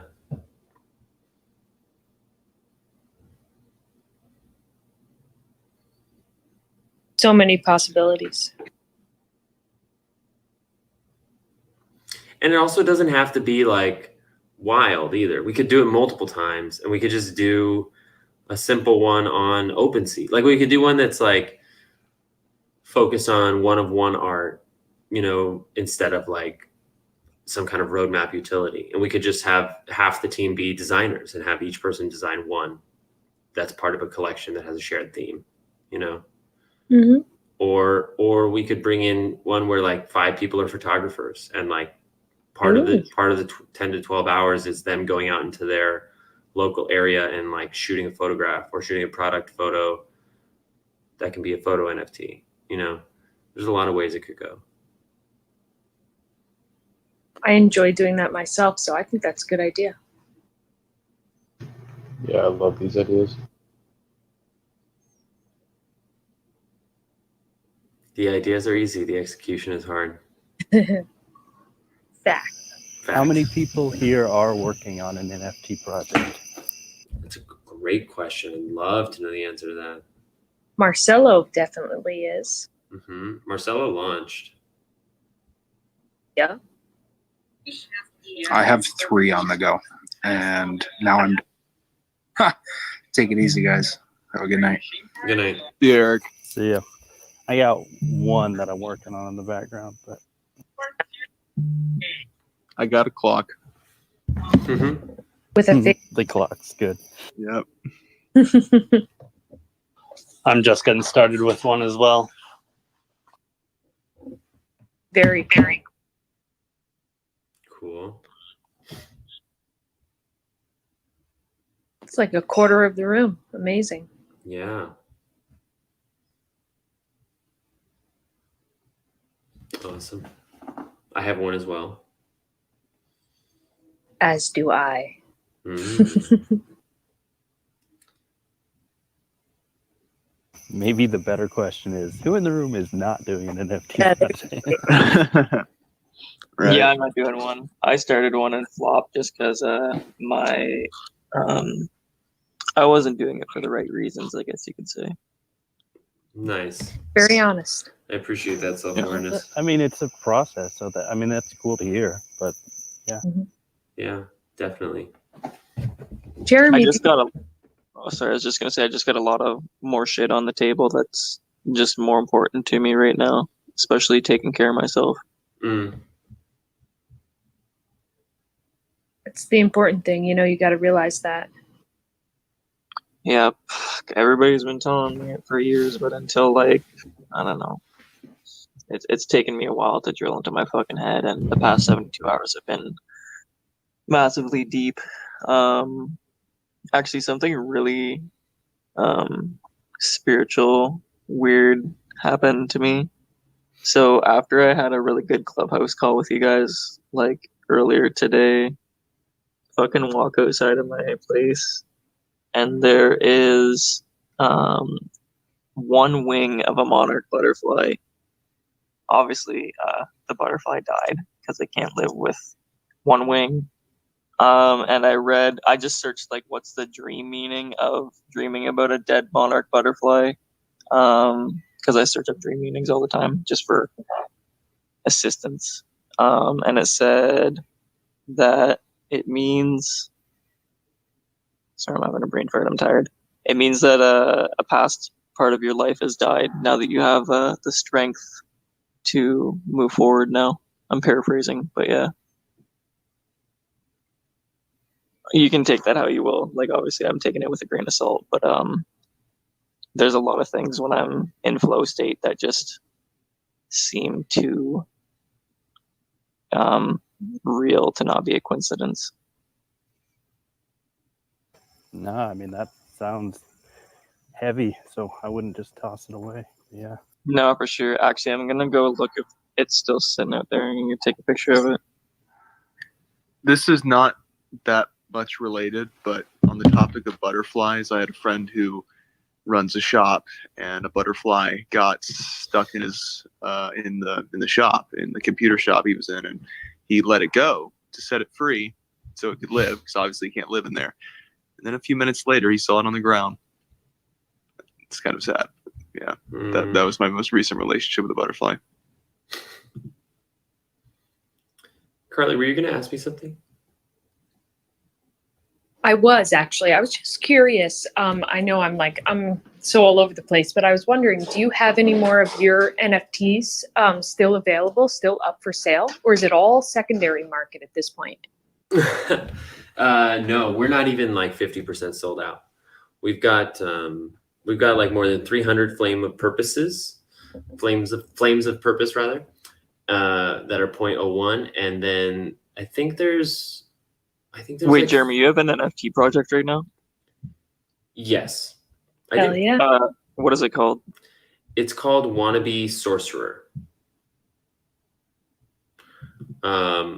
It's maybe a little less of an NFT project and more of an NFT piece. As part of my Sorcerer application, I made Gary a 1-of-1 NFT, and then I made 55 for his like close circle. I sent them to 39 people in his inner circle that he sent goes to, and then I sent the remaining 16 to some people in the community that have been really supportive. So is there a future for your NFTs is what I'm asking, I guess? Yeah, there is. So like, I felt bad that I couldn't send them to so many more people that had supported me. So I minted another 55 of that NFT, the Sorcerer J Revealed, which is like an illustration of me as a sorcerer. And it includes unlockable content with my essay and some media files. And then I also minted a Flame of Purpose that is the torch for the sorcerer. And that sort of has a little blurb from my heart about, hoping that people feel empowered to follow their purpose. I minted 555 of.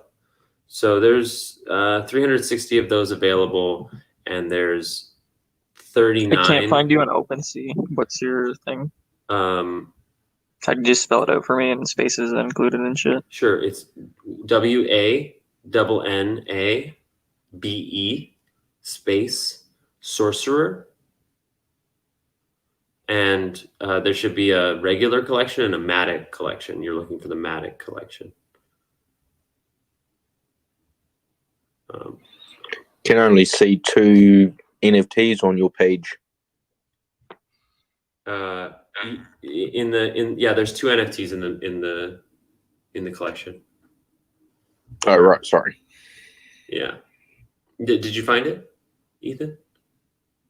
I found just the wannabe sorcerer, but I don't know how to find the Matic collection. Maybe go to my profile. Go to OpenSea.io/wannabeavfriend, and then you can go to my. And they're actually there in my wallet. They're right at the top. But they are on ETH on Polygon, which I found, which probably hindered our sales. But it was meant to save people gas. So if you want to save on the gas transaction, you can just send me the ETH for it, and I can send you the token. Yeah, I'd appreciate that. So how much do I send you? Just 0.01? Is it a 1-to-1 ratio? Yeah. Just whichever one you want, just send me that. Yeah, I'll just send you ETH. That'll be easier because Yeah, and just please DM me your wallet and tell me that you sent that. If you do it right now, I'll do it right now, but you don't need to do it right now. And yeah, I'm gonna do it. I just right don't now. want to forget. Do you want me to just back channel you? Yeah, for sure. Yeah, and in the future, I'm definitely going to do a Matic airdrop to anybody who has a Flame of Purpose.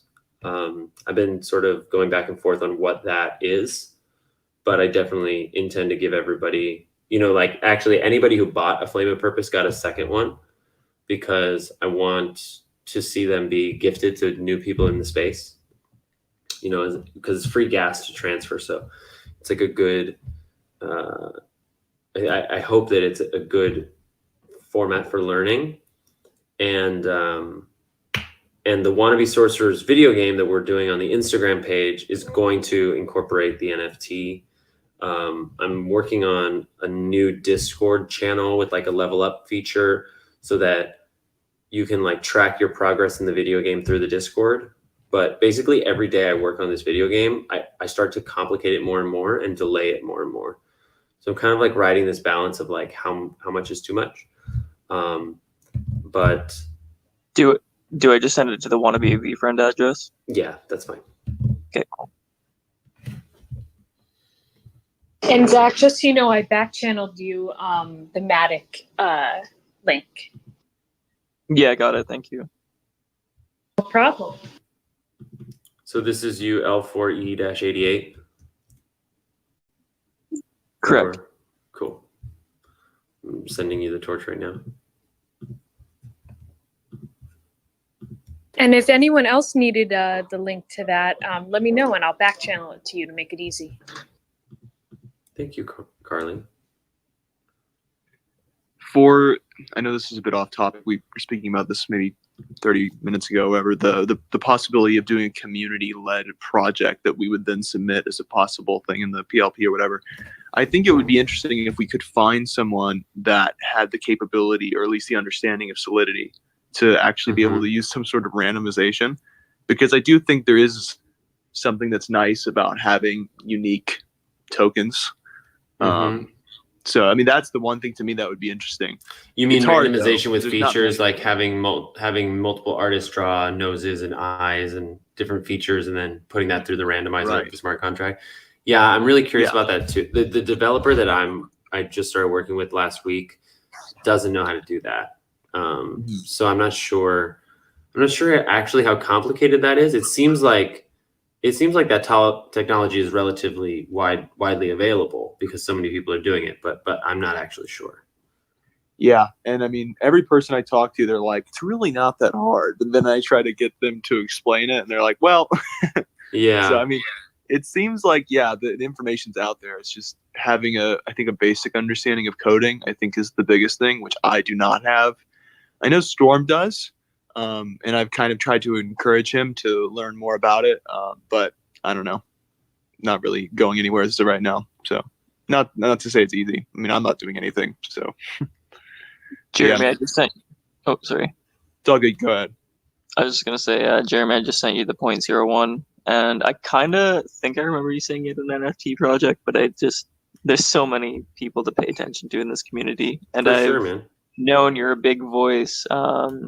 Thanks. In the back of my mind, and just haven't given you the light of day to watch you enough times. I've been in your lives a few times, but yeah, I definitely want to support you because I know you mean business. So I'd be happy to be a supporter of you. I appreciate that. I already sent you the flame, so you should see it on OpenSea now. You're welcome, and thanks. Awesome. Rock on. All right. Well, unless there's anything else, I think I'm gonna call it for the night. Thanks again, Jeremy. Thanks, Jeremy. Yep. Thank you, everyone. Yeah, thanks, guys. Thanks, Nicole. She back-channeled me. She had to jump off, but she thanks you as well. We'll see y'all next week, and feel free to share the podcast. We'll see you tomorrow. We'll see you Saturday. Be well, and see you soon. Bye. Bye. Thanks. Bye, everybody. Oh, I'm not going to end the room. I'm just going to leave the room, just in case folks want to chat. Well, my friends, what a super stream it was. What a super stream. I thought the weekly recap actually went really well. Sometimes I feel like it's hard for me to stay on track with the weekly, and it just went pretty smoothly. I hope that there was new information for folks. As things develop, I'll definitely let you know. And I